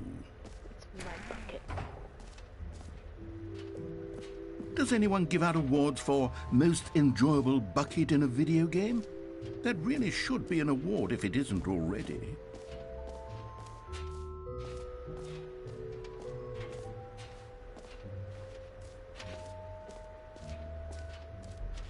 For the Stanley Parable 2, I asked myself, what do players really want? And of course, the first and most obvious answer is that they want to be individually recognized and validated as people. So with that in mind, my first addition to the game is this button which speaks the name of the person playing the game. Isn't that wonderful? Jim. I should have clarified. Right now, the button only says the name Jim. But of course, in the final game, this button will say your name, whatever name that is. Here, let's have you role-play as Jim to really simulate the full experience of this feature. Just play along. I promise you'll love it. Okay, here we go. Let's take a deep breath, clear your mind, forget whoever you are, and simply become a person named Jim. Jim. Whoa, hold on. I wasn't finished setting up the backstory. If you No. don't properly roleplay as Jim, then you'll never understand the impact of this button. Otherwise, it's just a stupid button that says somebody else's name. Ah. Okay, we're doing it again, and this time let me finish first. Now, allow yourself to become Jim. Jim. All right, fine, whatever. It's just a meaningless button that says Jim. Are you happy now? Get out of here. I'm done with this button. Why don't you go humiliate me in front of a different feature that I worked very hard on?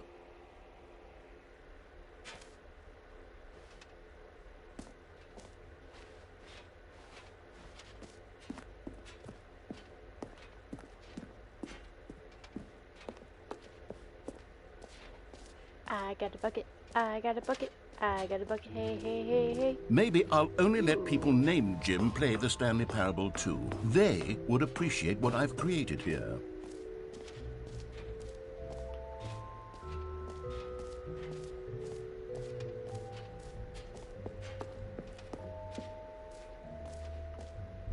Okay, he is moving. Is that Jim? That's gotta be Jim, right? Pull the lever, receive your new trophy. No more steps, it just works. Okay. Now, here's something special. You remember that broken test trophy that got left in the game on accident? Well, I'm developing a No. technology to simply give you the trophy. Yes. You see, you'll come to this Okay, perhaps I should have clarified. This is technology that will exist. Right now, the trophy is still fully broken. I'm not a wizard, Stanley, but I guarantee it will be fixed in the sequel to at last satisfy the hordes of ravenous fans all over the world who have been uproariously demanding this feature. Gamers, we hear you, and I promise it will happen.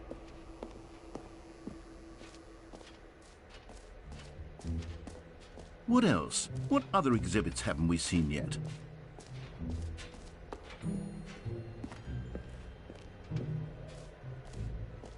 Ah, collectibles. What happened to my Now bucket? it's a real video game. In the Stanley Parable 2, you'll run around gathering up these miniature Stanley figurines. And what's truly innovative is that there will be no reward for collecting all of them. I don't want to stifle the intrinsic joy of watching a number go up. You simply There it collect is. all of them, and then you move the hell on with your unremarkable life. What is with this?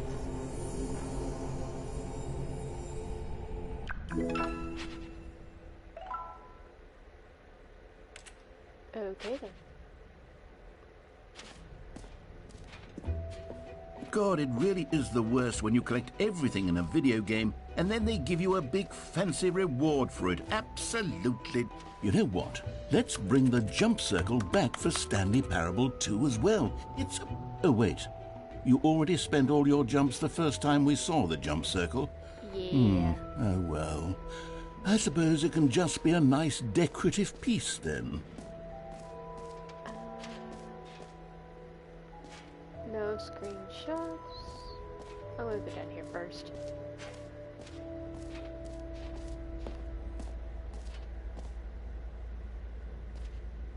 And I changed my mind.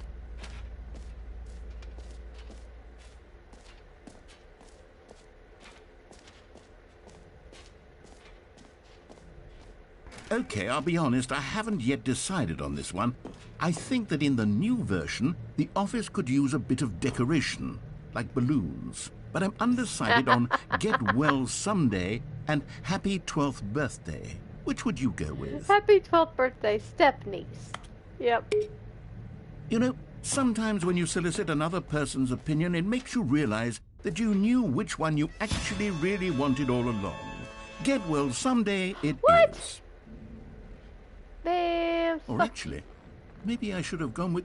No. No, I've made my decision. We're moving on.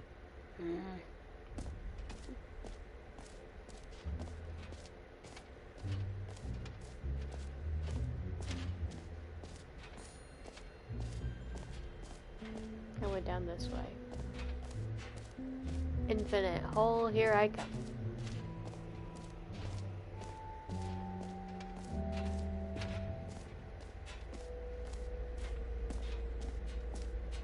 Stanley, here's an idea that I'm truly fond of. It's never been done before in a video game. This is, in fact, a hole that you can fall down forever. That's right. Infinite falling. You can fall until the end of time, if you like. A stunning leap forward for video. You see? Isn't it wonderful? One of my more ingenious concoctions, if I do say so. Now then, since you've gotten to see the infinite hole, you can press the teleport button to pop back up to the top, and we can continue onward. Now, I don't mean to be a bummer, but I do recommend you use the teleport button to go back to the top. Maybe do it on the sooner rather than later spectrum of things. Nah, I wanna see what you did. Okay, Stanley, I don't know quite how to say this tactfully, but it's possible that I slightly exaggerated the infinite nature of the hole. Knew it. Is it a very, very deep hole? To be certain it is. It's an extremely deep hole. I don't want anyone to say that it isn't an astonishingly deep hole. It is. Is it infinite? Well, that sort of depends on your definition of infinity. From one perspective, the infinite is merely philosophical in nature. It's more of a... Okay, well, good for you. You found the bottom of the hole. You found me out, Stanley. I'm a liar and a cheat, and you're so clever. Look, They're I cigarette think the butts. issue here is just that you're unusually fascinated by falling. What normal person actually wants to fall infinitely? I figured the hole was as deep as anyone would actually need. Don't you put this on me. Maybe you're the problem. Look, things got a little heated there. I think we both said some things we didn't mean. Why don't we just put all this behind us and agree to just call the hole mostly infinite? If that works for you, then go ahead and press the teleport button to warp up to the top of the hole and we can move on. I'll just be up here when you're ready. Great. Now, I'm very excited to show you even more of my ideas for the sequel.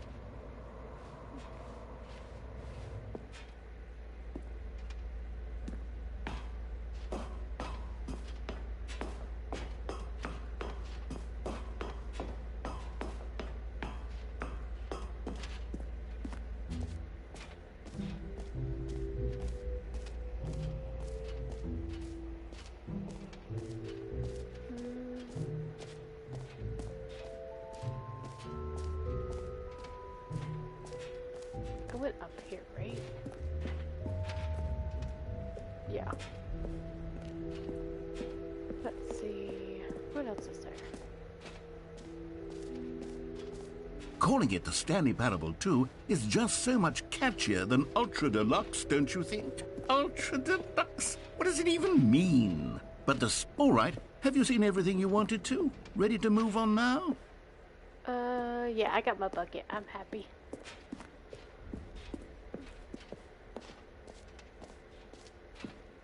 So, Stanley, what do you think?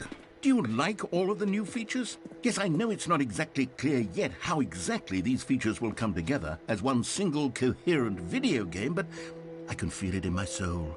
It's going to work. There's definitely a good game in there somewhere. Say, let's do an experiment. I'll arrange these new features together, and we'll see whether or not it coheres into a meaningful gameplay experience. Okay. Okay. Are you ready? Here it is. I give you the Stanley Parable 2.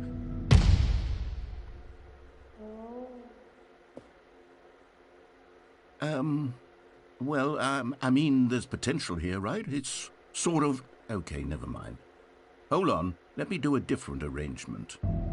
Okay, yes, this is much better. I feel good about this. Here we go. Version 2. Who am I kidding, Stanley?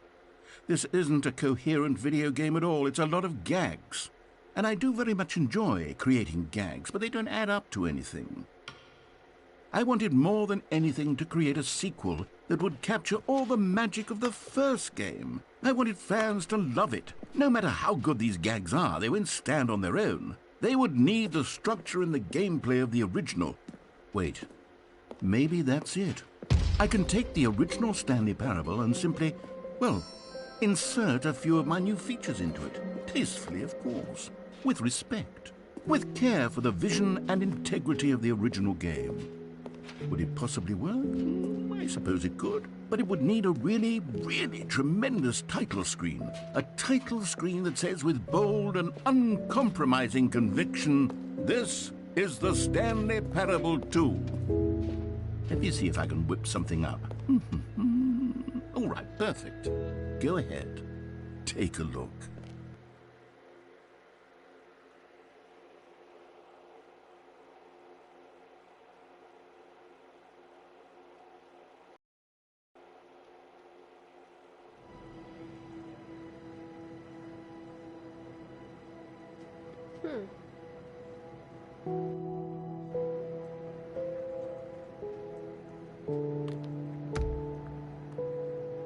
Still the same shit? Yup. Cannot turn it up.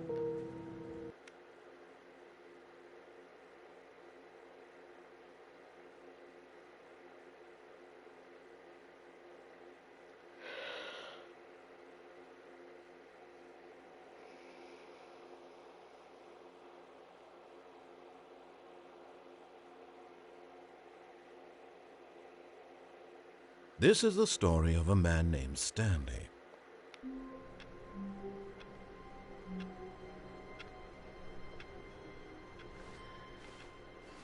All of his co-workers were gone. Yes, boys. What could it mean? Stanley decided to go to the meeting room. Perhaps he had simply missed a memo. My Stanley bucket! picked up the bucket. My bucket.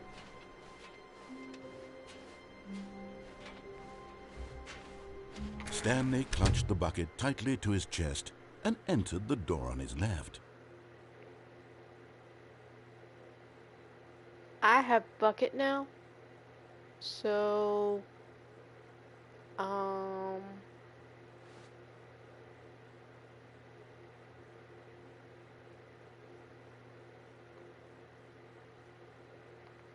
fine.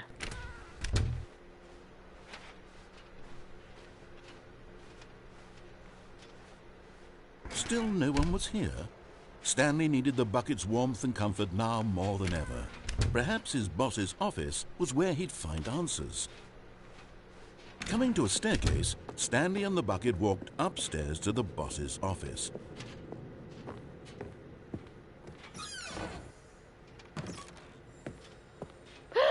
You found one of them. One of the miniature Stanley figurines. Remember, no reward for collecting all of these. only the intrinsic pleasure of a job well done. You Yeah, I can't don't buy care. that sort of happiness, Stanley. God knows I've tried. So, I implore you to savor each and every moment you come across one of these beautiful figurines. You're making me tired, dude.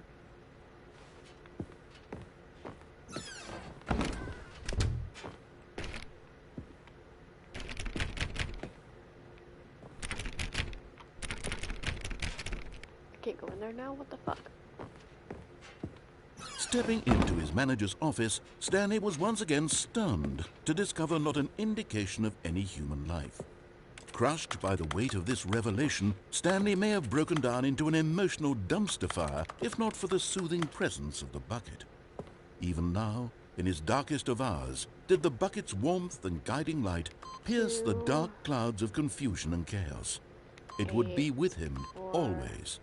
The bucket would. But Stanley guessed the correct code by sheer luck. Oh, okay. Was it the bucket knew all along? Was the bucket guiding him? Yes, this is certainly the most logical explanation.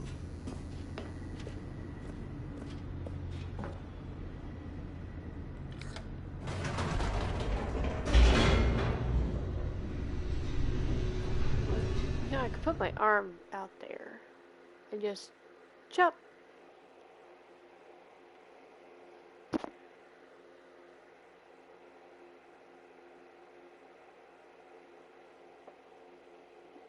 The elevator raced downward, plummeting towards an unknown fate. It would be all Stanley could do to keep himself together, if not for the bucket. Soothing him, comforting him, reassuring that in this darkest moment of uncertainty, he would be all right. The bucket is here for you, Stanley. Everything will be fine.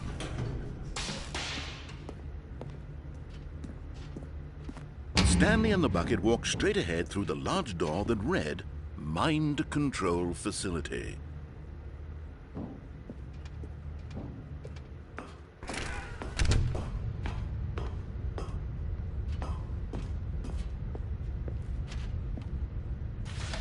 The lights rose on an enormous room packed with television screens.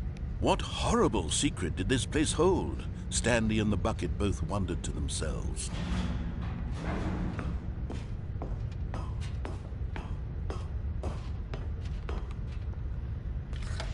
The monitors jumped to life, and Stanley nearly dropped the bucket in shock. Everyone in the office was being videotaped, monitored like guinea pigs. The bucket had never seen anything like this, and it very nearly burst into tears as Stanley cradled it gently, reassuring it that everything would be fine.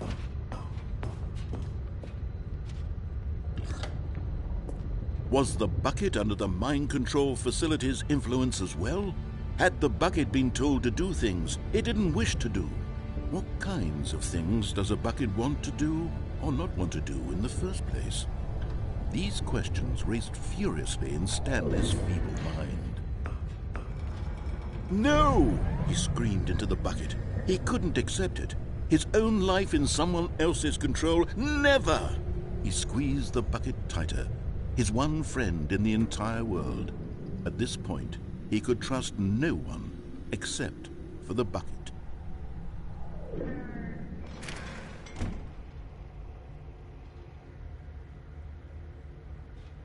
But here was the proof. The heart of the operation. Controls labeled with emotions, happy or sad or content. Walking, eating, working, all of it monitored and commanded from this very place. And as the cold reality of his past began to sink in, Stanley decided that this machinery would never again exert its terrible power over another human life. For he and the bucket would dismantle the But at the last second, the bucket jumped in and pressed the button to turn on the controls. Stanley gasped in horror. Had this been the bucket's plan all along? To take over the machine and claim the power for itself? How could the bucket have betrayed him like this? Stanley was prepared to throw the bucket away in disgust when suddenly an image appeared upon the enormous screen. Birds. Silly, silly birds. The control buttons became active again.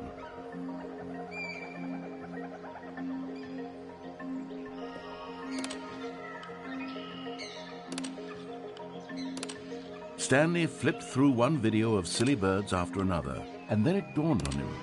This wasn't a mind control facility at all. It was a facility for monitoring and surveilling silly birds all over the world. The mind controls were only a facade to disguise its true intentions. Had the bucket known this all along? Stanley marveled at the metal genius in his hands, the one who had pointed him towards this incredible discovery.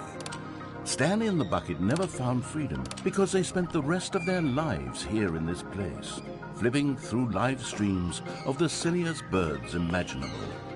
Of all the possible paths his life could have taken, this one was surely the best. And Stanley was happy.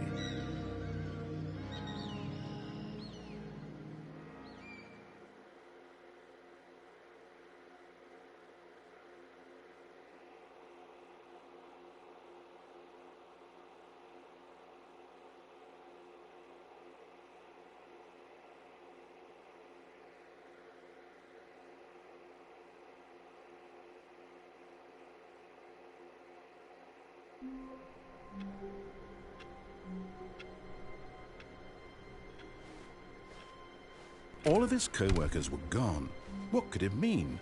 Stanley decided to go to the meeting room. Stanley lifted the bucket into his arms, and a wave of comfort rushed over him. We do everything wrong this time. Stanley clutched the bucket tightly. This was not the correct way to the meeting room, but Stanley had felt the bucket calling to him, telling him that the employee lounge was simply the place to be. And here it was. Had the bucket turned out to be correct? Was this better than the meeting room? Yes, Stanley thought to himself. Yes, perhaps. No, never mind. The bucket was wrong. Stanley took the door on his left to go back to the meeting room. No, said the bucket. Don't go to the meeting room. Go somewhere else. The cargo lift, yes. Go there. Go to the cargo lift. Good, said the bucket. Now ride the lift all the way to the top. There's something up there I need you to do. Stanley did not question why or how this bucket was speaking to him. It should have alarmed him, of course, because buckets can't talk. But Stanley chose not to think about this obvious fact.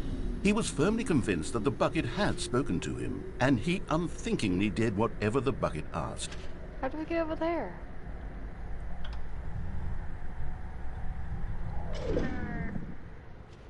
In here, said the bucket. Go into this dark room over here. Stanley once again obeyed blindly.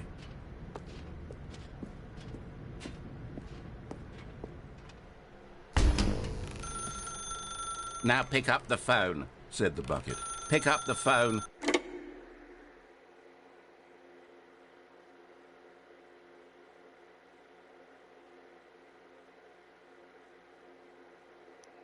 Okay, blinding white light. Can we stop blinding me This now? is the sad story of a man named Stanley and his bucket. Once upon a time, I gave Stanley a bucket because I thought he was lonely and could use a friend. And then, very distressingly, he began to believe the bucket could speak to him.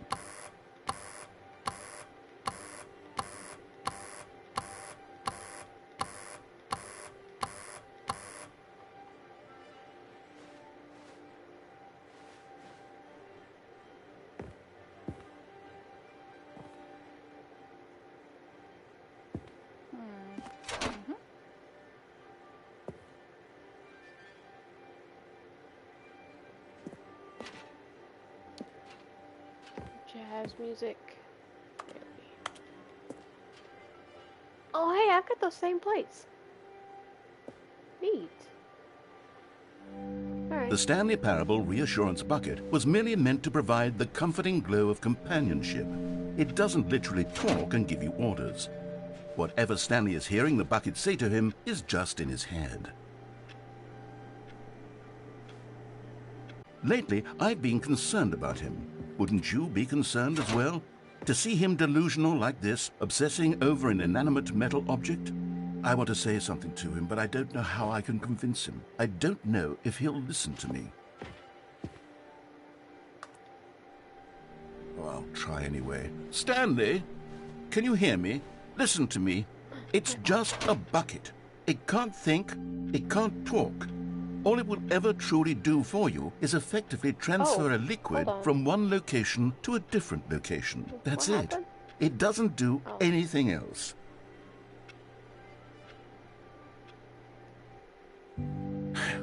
You see, he's not listening. He's still taking orders from the bucket. You know, once upon a time it was Bucket. me he took orders from. Me he trusted and listened to. Now all he cares about is his awful bucket. This stupid hunk of metal. Bucket. It's sad, but I suppose he doesn't need me anymore. From now on, he's just going to cling to this bucket, this cold, Bucket. empty bucket, this sort of shiny bucket. Well, I'll give it this. The bucket does have a nice shine to it.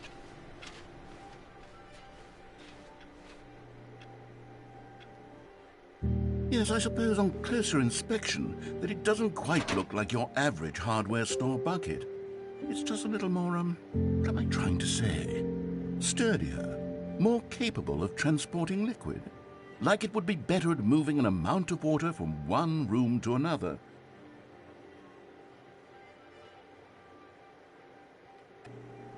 Oh my God, what am I saying? Better at carrying water from room to room. It's a bucket. It's literally just a bucket. Why do I feel some need to point out the ways in which it's so much more than just a regular bucket?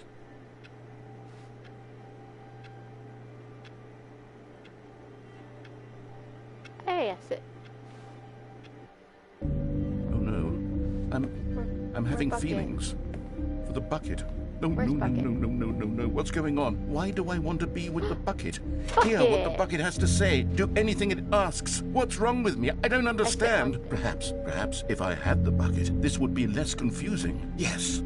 The bucket could tell me what to do in this troublesome situation. Stanley, give me the bucket. Give it to No. me. Give me the bucket, Stanley. I need it. Give it to me now. Give it or I'll...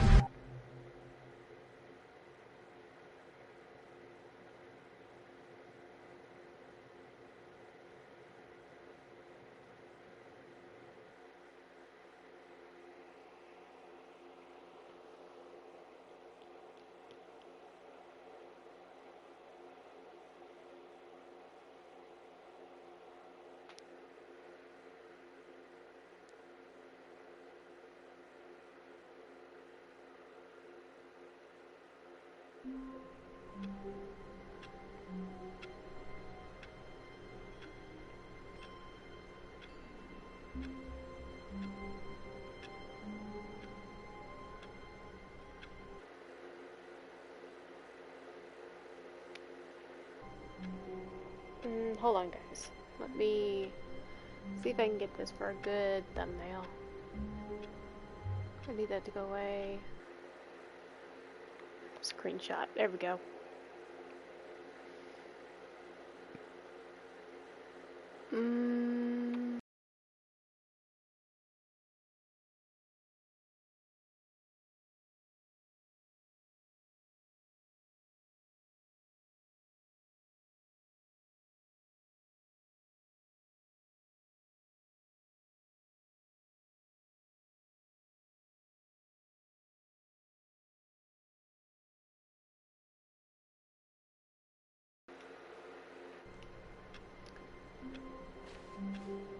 All of his co-workers were gone. What could it mean? Bucket. Stanley decided to Bucket? go to the meeting room. The confusion and the chaos all seemed to melt away as Stanley embraced the bucket. Stanley clutched the bucket tightly to his All chest right. and entered the door I on need his to figure left. out This how was to not do the that. correct way to the meeting room, but Stanley had felt the bucket calling to him, telling him that the employee lounge was simply the place to be. And here it was. Had the bucket turned out to be correct? Well, no, never mind. The bucket was wrong. Stanley took the door on his left to go back to the meeting room. No, said the bucket. Don't go to the meeting room. Go somewhere else. The cargo lift, yes. Go there. Wait, no. Good. Oh, well, look who's got cold feet. Well, from here, it looks like the only way forward is down, since the lift won't be coming back, but that's I okay. see. You've got a bucket. Did you know that buckets are routinely used as cushioning devices? It's true. You can fall on a bucket from literally any height. Another miniature Stanley figurine. This, you know, there really must be a snappier name for these things. What about mini-stands? Stanley figs? Or what about Stanlerines? Yes, I think I like that. Another Stanlerine under your belt.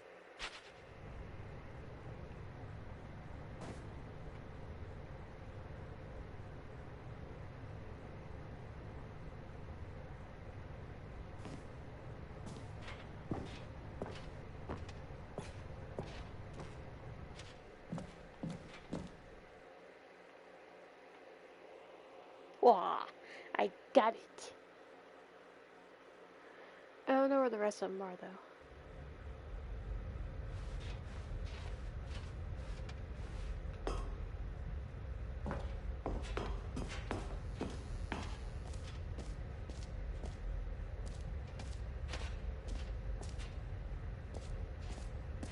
Is there one in here?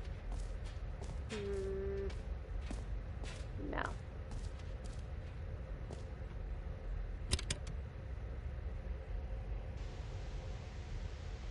Okay, this is day number 295. Take number... I don't even know. I've lost track. Nothing feels real anymore. The longer I study this bucket, the less sense anything makes. The sheer euphoria I feel every time I pick it up.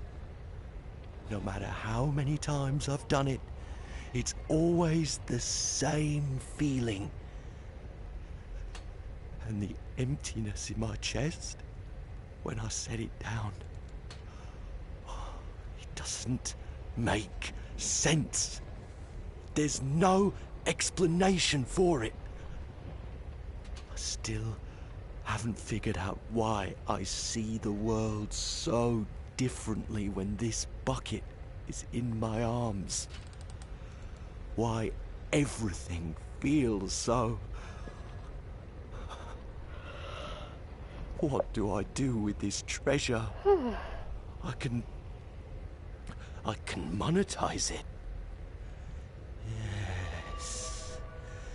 It's unthinkable the amounts of money people will pay for even just an hour with the bucket.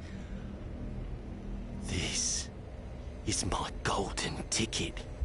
But I have to be careful, because as soon as this gets out, there's going to be a target on my back. Even now, I don't know who might be trying to get...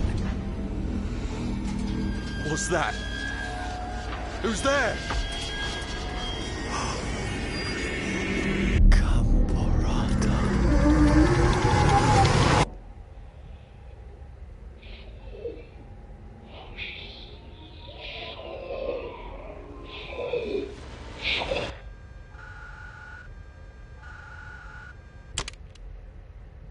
Okay then.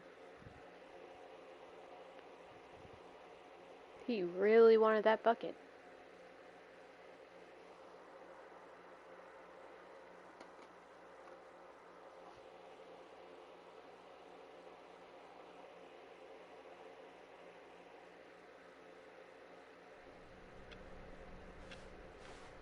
All of his co-workers were gone. What could it mean? Stanley decided to go to the meeting room. Perhaps he had simply missed a memo.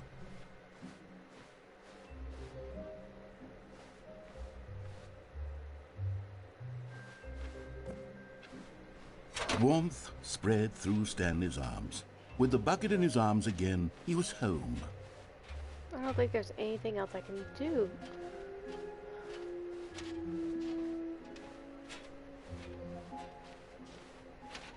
Stanley clutched the bucket, tightened the door on his left. How'd I go to the red and blue doors?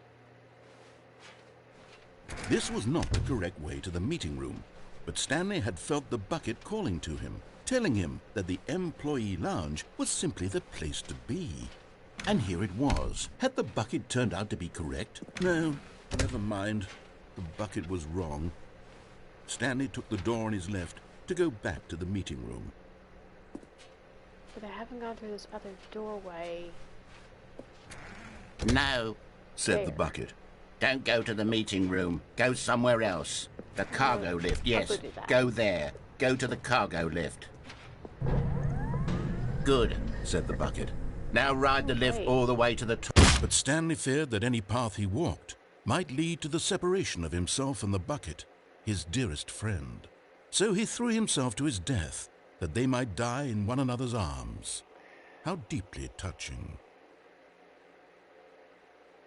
I could have swore before he said that you could jump to any length with a bucket and be okay. Apparently I heard wrong. I could have swore he said it though.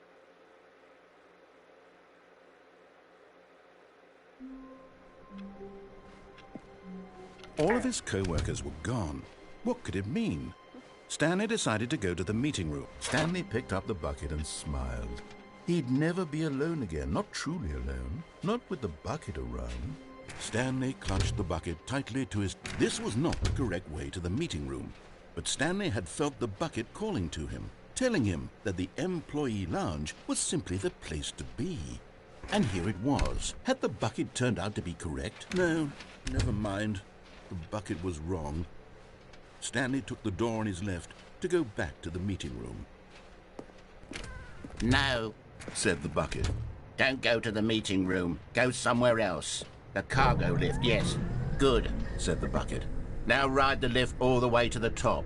There's something up there I need you to do.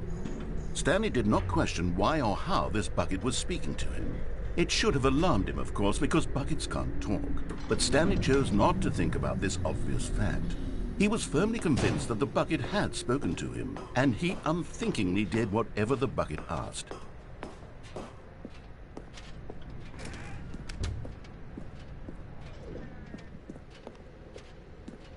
No, stop.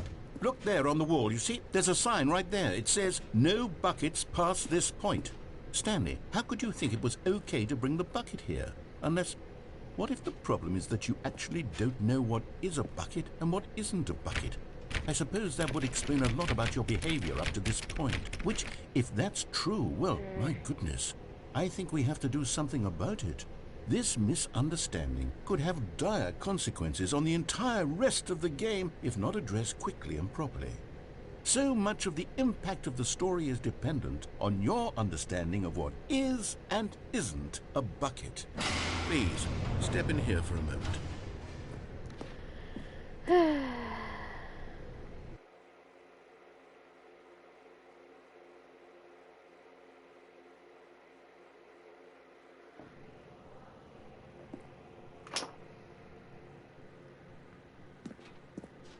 Now then, I'm going to run you through some test scenarios, and you'll tell me whether or not the thing I'm showing you is a bucket. Simple enough, right? This should tell us everything we'll ever need to know about what is or is not a bucket. Okay, let's begin. Item 1. Is this a bucket? I mean, technically it is, yeah. Incorrect. It is a hologram of a bucket, not an actual bucket. Man, fuck you. Item 2. Is this a bucket? Yes. Incorrect. It is a 3D printed recreation of a bucket, not an actual bucket. Can I go down? Can I go down and look? Item Let me 3. see these. Is this a bucket? Yes.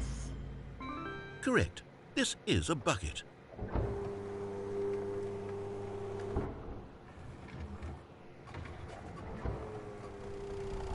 Item 4. Is this a bucket? Yes. Are you hallucinating? This is a tractor. It's an enormous machine that tills the earth. I thought this was a gimmick. How on earth did you manage to screw it up? Absolutely incredible. Let's just move on to the next one.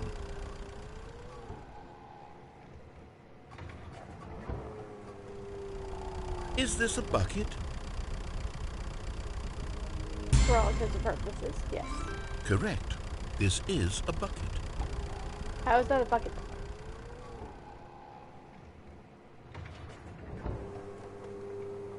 Item 6. Is I this a answer yes bucket? to all these. Trick question. Both. Gotcha. How? Item... Wait, hold on. I can't find the next one. Let me see. It should be around here somewhere.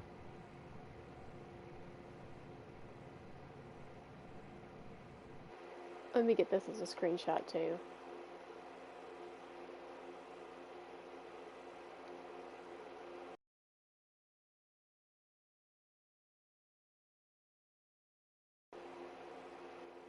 Resume game. Okay, now we're good. Oop, my headphones fallen. Okay, you and I both know there isn't anything here. And I I don't don't know that. appreciate the implication that nothing is a bucket when we both clearly know that a bucket is something, and therefore nothing could possibly be something. Unless, in your twisted mind, have you somehow convinced yourself that a bucket is nothing? Answer me straight, Stanley. Do you believe that nothing is a bucket? Yes. You know what? I'm too confused to even sort it out. I've lost all sense of perspective. What is a bucket? What isn't a bucket? Mere moments ago I could answer these questions with confidence. And yet now I'm somewhat adrift. Do any of us know what a bucket is? Am I a bucket? Stanley, I can't keep doing this. Yes. I'm losing myself, and myself was all I ever had to No. begin with. I'm afraid the Yes. bucket is threatening to tear our relationship apart. I can't have that. I'm sorry. But I'm going to erase all buckets from the game entirely. Okay, No. here we go. Bucket. No! What happened? Is everything gone? Why did everything disappear? Wait, was everything a bucket? Every single thing in the game was a bucket. Oh my God, I had no idea. How could... Except me. I'm not a bucket after all. And you, Stanley, you're still here. You're not a bucket either. Oh, this is wonderful news. We're not buckets. Yes, I actually feel much more at ease right now. It's delightful to get some clarity on that issue, but it doesn't change the fact that we haven't got a game. So, tell you what, I'll reset everything and we'll put back all of the buckets, okay? And we'll know that it's all a bucket. But if you run into anyone else, maybe don't mention that. Who knows what that information might do to a person? All right, here we go.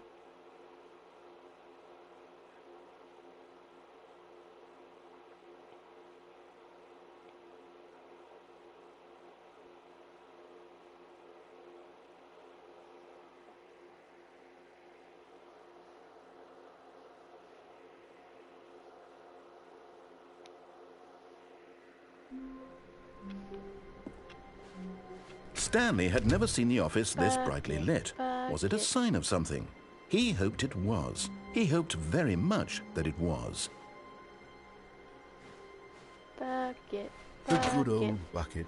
Just Stanley and the bucket. Off on another thrilling adventure together. Stanley clutched the bucket tightly to his chest and entered the door on his left.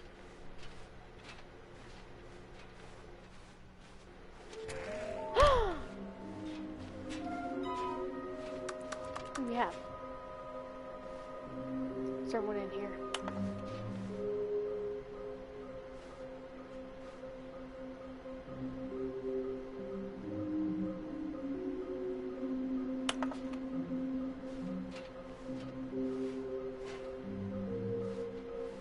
Why is there not one in here?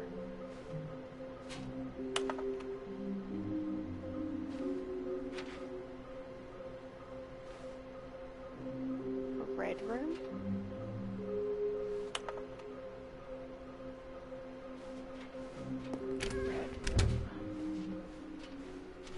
Coming to a staircase, Stanley and the bucket walked upstairs to the boss's office.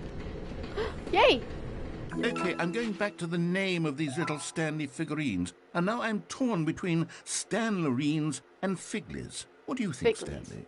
What Pickles. name better encapsulates the intrinsic sense of happiness that you get from seeing a small number in the corner of your screen go up by 1? Let me sit on it. I'm sure it will come to me.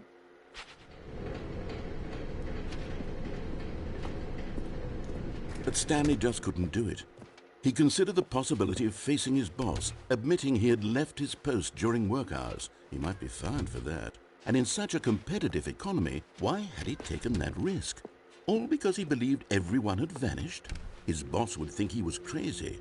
And then, something occurred to Stanley. Maybe, he thought to himself, maybe I am crazy. He looked down at the bucket in his arms. Am I crazy? He asked the bucket. The bucket returned his gaze, but said nothing at all. I'm not That's crazy, I'm strange, hungry. Stanley thought. Usually the bucket is a source of guidance and wisdom for me in difficult times such as these. He held the bucket close, yet felt none of its familiar reassurance and comfort. And that's when Stanley realized, this isn't my bucket. It's just a normal, everyday bucket. Someone else's bucket, perhaps. How did I end up with someone else's bucket? This is all terribly wrong. Surely no good would come from this. Who knows what sorts of bizarre hallucinations Stanley might experience without the psychologically grounding presence of his bucket. And indeed, Thanks for the now he lurk. noticed that the rooms were repeating, which was, of course, very odd. And now he felt himself floating off the ground. Oh, gracious, he exclaimed. Without my bucket, I've gone truly mad. Where is it? I must find it. Far off in the distance now, he heard it, calling to him. Stanley! Stanley, it's me, the bucket. Could it truly be? He rushed forward from room to room, passing by one bucket after the next. None of them were his. None of them were his special bucket. Come to me, Stanley. Find me. He had to find the bucket. He had to return to his old friend. It was the only way to truly restore his sanity. And then suddenly, Mic is low? he froze dead Okay, in his... hold on. I asked, and nobody said anything. Let me... Mic is low, mic is low.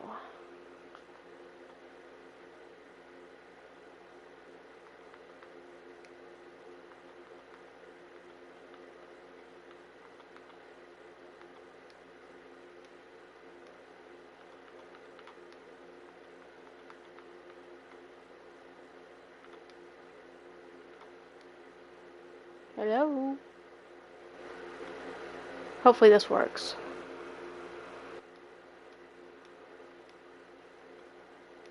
Oh, no! Here.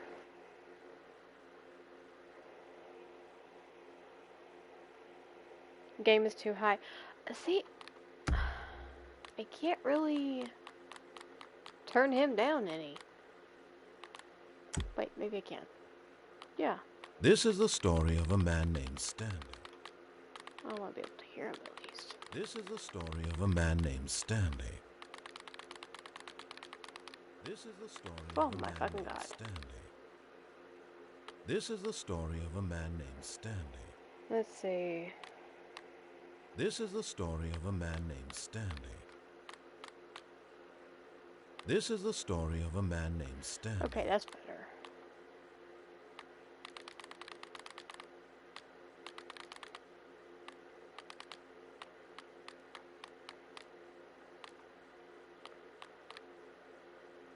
Okay. Tracks. He knew where the voice of the bucket had been coming from. Hopefully real this bucket is was inside better. of him all along. It was incredibly painful. But I Stanley asked Frosty whenever he was in here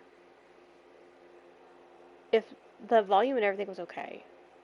I guess I shouldn't ask him. I should just find out myself. Oh well.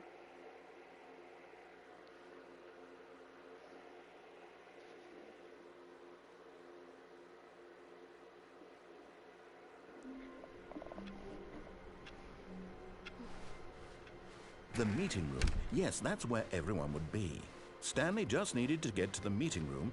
Where are we going today? The bucket asked. Stanley just smiled. Anywhere they went together would be... Stanley clutched the bucket tightly to his chest and entered the door on his left.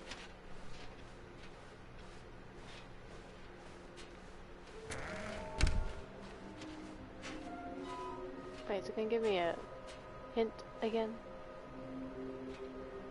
Bottom text. Yeah. There's the toilets.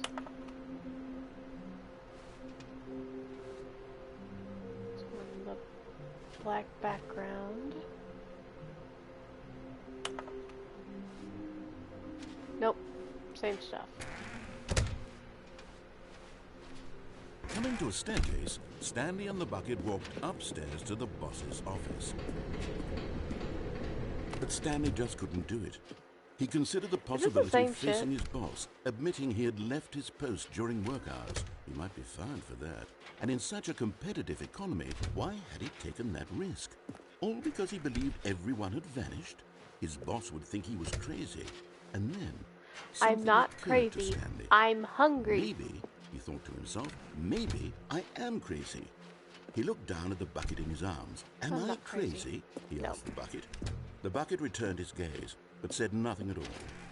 That's strange, Stanley thought. Usually the bucket is a source of guidance and wisdom this is the same thing. in difficult times such as these. He held the bucket close, yet felt none of its familiar reassurance and comfort. And that's when Stanley realized, this isn't my bucket. It's just a normal, everyday bucket. Someone else's bucket, perhaps. How did I end up with someone else's bucket? This is all terribly wrong. Surely no good would come from this. Who knows what sorts of bizarre hallucinations Stanley might logically grounding presence of his bucket. And indeed, now he noticed that the runes were repeating, which was, of course, very odd. And now he felt himself floating off the ground. Oh, gracious, he exclaimed. Without my bucket, I've gone truly mad. Where is it? I must find it. Far off in the distance now, he heard it, calling to him. Stanley! Stanley, it's me, the bucket. Could it truly be? He rushed forward from room to room, passing by one bucket after the next. None of them were his. None of them were his special bucket. Come to me, Stanley. Find me. He had to find the bucket. He had to return to his old friend. It was the only way to truly restore his sanity. And then suddenly, he froze dead in his tracks. He knew where the voice of the bucket had been coming from. The real bucket was inside of him all along. It was incredibly painful. Stanley doubled over in agony and blacked out.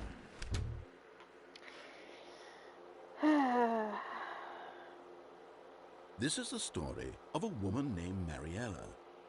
Yeah, I'm dead on the side of the road. Mariella woke up on a day like any other. She arose, got dressed, picked up her bucket of comfort and security, and walked to her place of work. Oh, she's But holding on a bucket this this time. particular day, her walk was interrupted by the body of a man who had stumbled through town, talking and screaming to himself, and then collapsed dead on the sidewalk. Right away, she knew what the problem was. This man had no bucket. Of course he'd gone mad, ranting and raving about a narrator describing all of his actions and how everything is predetermined and free will is an illusion and it's all just a video game. It could all have been prevented if only he'd taken his bucket with him. Perhaps he didn't even realize he'd forgotten his bucket at home in the first place. How cruel the world can be, Mariella thought, and she hugged her own bucket even tighter. But of course, she had no time for this. There were a myriad of confusing problems she would soon have to confront at work, for which her bucket would provide absolute guidance and total clarity on everything. Heck yes, she thought to herself, my life kicks ass. And she backflipped all the way to work.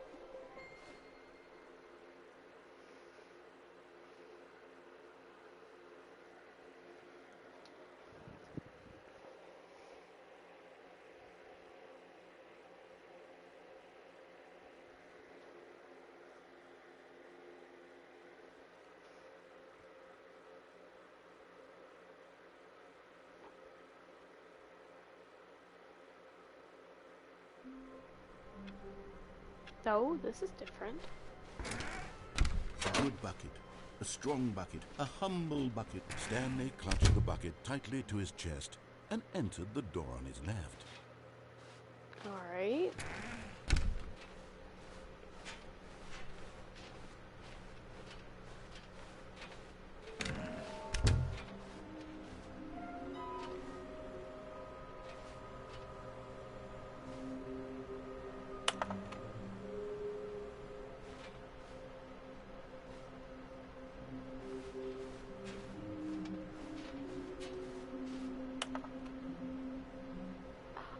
Please tell me where I found them.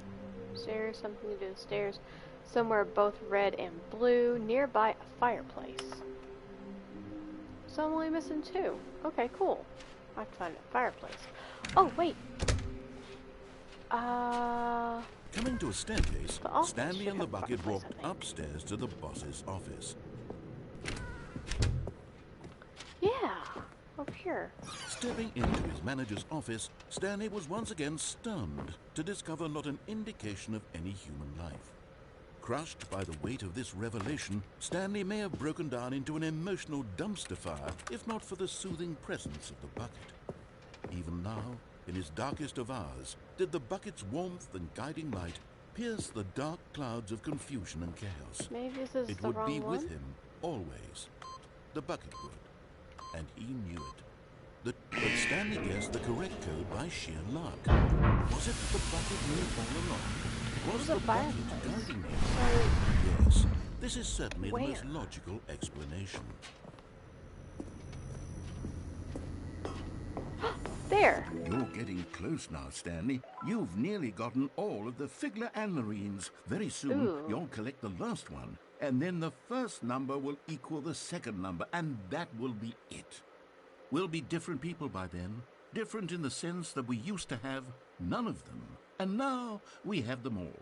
You can't go back to when you had no Figler Marines. None of us can.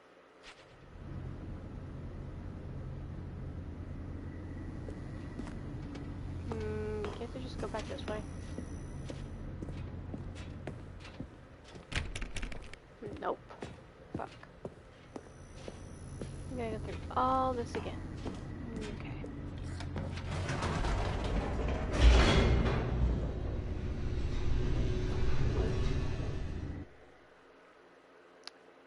I'm gonna get all the figurines and then probably... So I'm a dumb... What do you mean?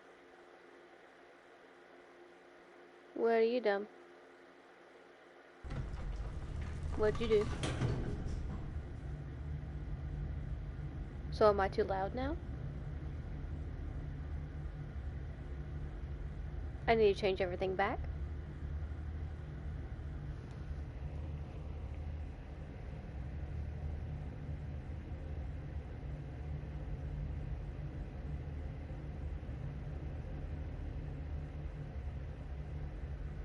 I'm fine. Okay.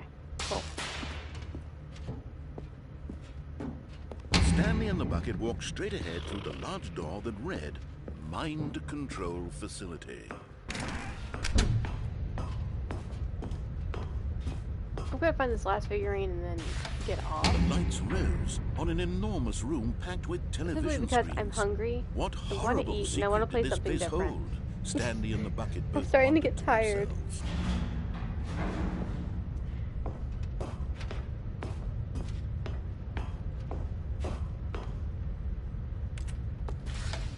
The monitors jumped to life, and Stanley nearly dropped the bucket in shock. Everyone in the office was being videotaped, monitored like guinea Come on. pigs. The bucket had never seen anything like this, and it very nearly burst into tears as Stanley cradled it gently, reassuring it that everything would be fine. Was the bucket under the mind control facility's influence as well? Had the bucket been told to do things it didn't wish to do? What kinds of things does a bucket want to do or not want to do in the first place? These questions raced furiously in Stanley's feeble mind. No! He screamed into the bucket. He couldn't accept it. His own life in someone else's control. Never! He squeezed the bucket tighter. His one friend in the entire world. At this point, he could trust no one except for the bucket.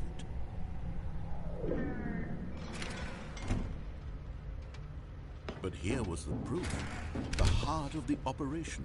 Controls labeled with emotions, happy or sad or content. Walking, eating, working, all of it monitored and commanded from this very place. And as the cold reality of his past began to sink in, Stanley decided that this machine...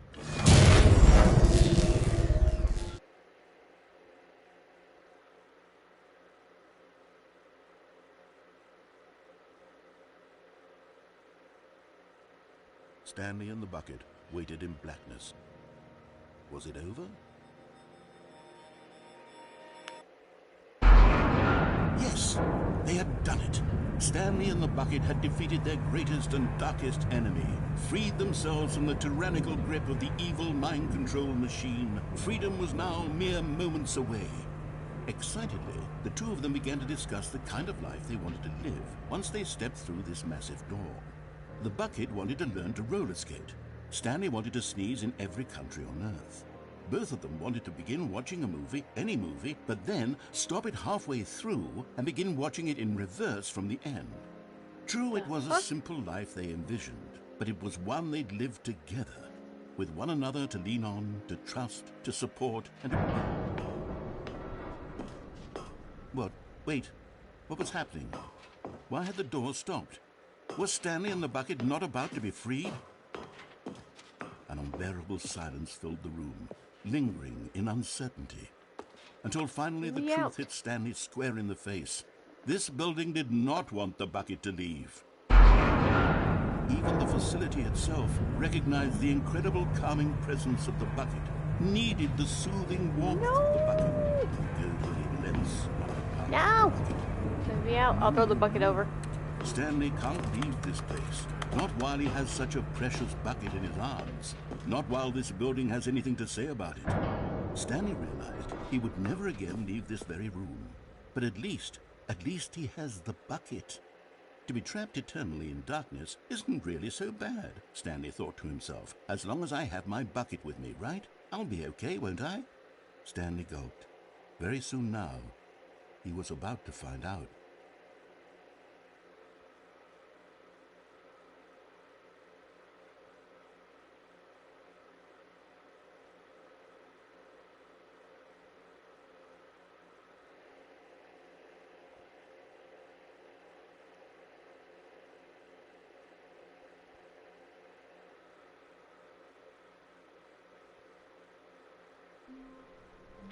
Alright.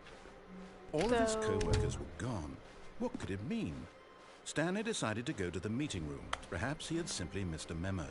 The Take the embrace of bucket. an old friend. A weathered companionship that And stands let's the not test do of what time. he says. Let's go for the Stanley right. clutched the bucket tightly to his... This was not the correct way to the meeting room. But Stanley had felt the bucket calling to him, telling him that the No, this isn't employee right lounge either. I was don't simply like the this. place to Where the be. hell is this red room? Maybe if I don't take the bucket with me this time. And here it was. Had the bucket turned out to be correct? No, never mind. The bucket was wrong.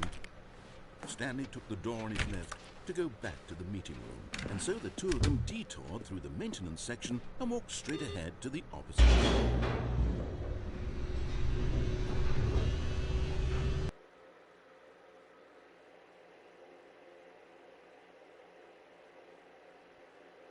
I'm not entirely sure how to get back to that red and blue door. Oh, good, Stanley. I'm glad you found your way here. I knew you'd find this place eventually. No. You see, your friends and I are concerned for you, Stanley. We've come together here because we care about you very much.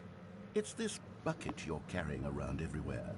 The bucket isn't even from the original Stanley Parable. It's just sequel content. We're the ones that matter, Stanley. Classic characters from the first game, like the Adventure Line and the Broom Closet.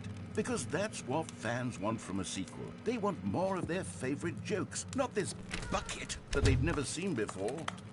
Yes, I know I'm the one who gave you the bucket, but you're spending too much time with it.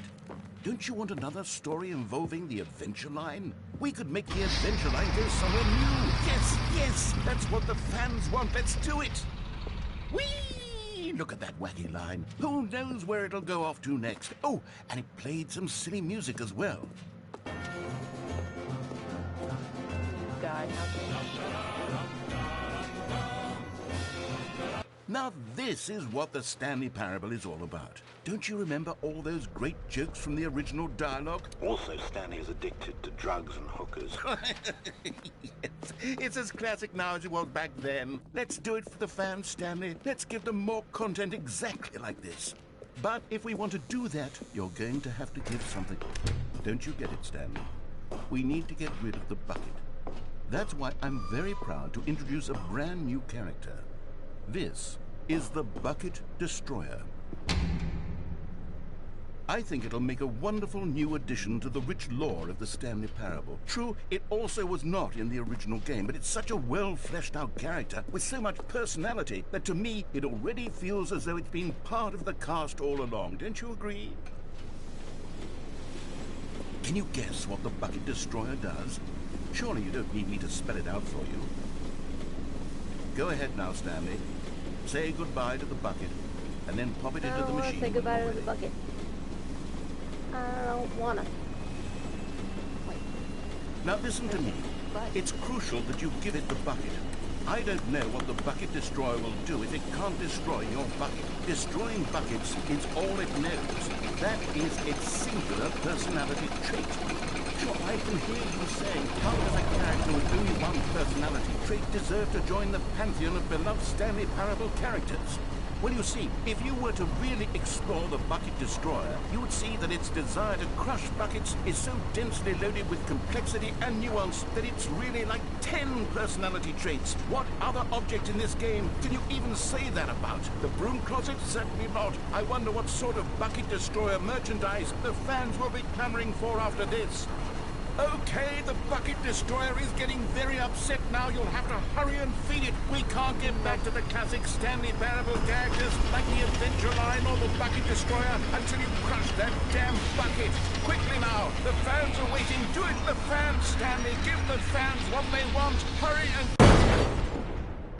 Ooh.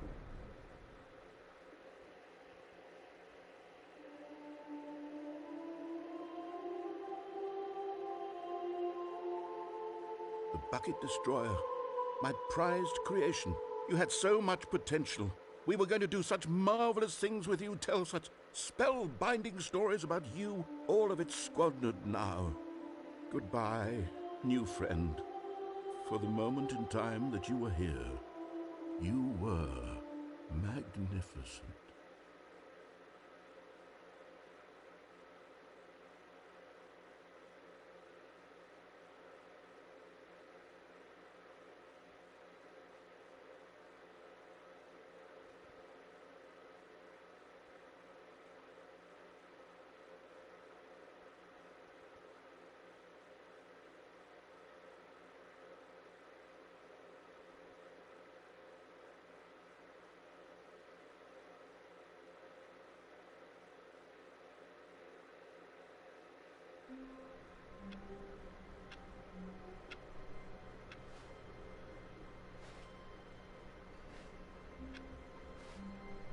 All of his co-workers were gone. What could it mean? Stanley decided to go to the meeting room. Perhaps he had simply missed a memo.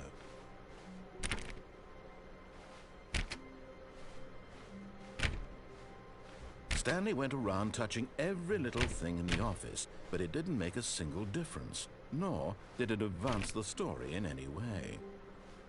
When Stanley came to a set of 2 open doors, he entered the... This was not the correct way to the meeting room, and Stanley knew it perfectly well. Why won't you let me go Perhaps to he the... wanted to stop by the employee lounge first, just to admire it.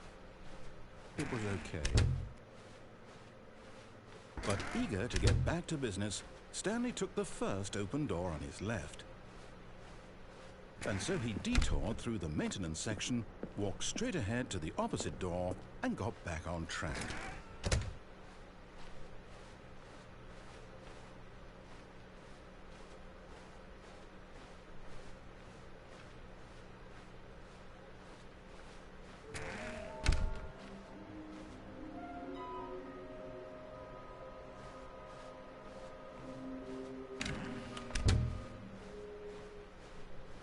Coming to a staircase, Stanley walked upstairs to his boss's office.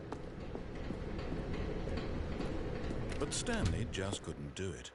He considered the possibility of facing his boss, admitting he had left his post during work hours. He might be fired for that. I think I might and be in such done. a competitive economy, I don't know how why to had get back he to the taken red and that blue risk? doors. All because he believed everyone had vanished. His boss would think he was crazy. And then something occurred to Stanley. Maybe, he thought to himself, maybe I am crazy. All Yeah, of my no, co-workers I think I'm blinking done. mysteriously Let out him of finish existence this. in a single moment for no reason at all. Actually, no. I'm done. I'm starving. Thank you all for joining.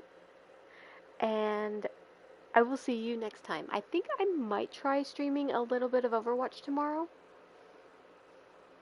If not later on today.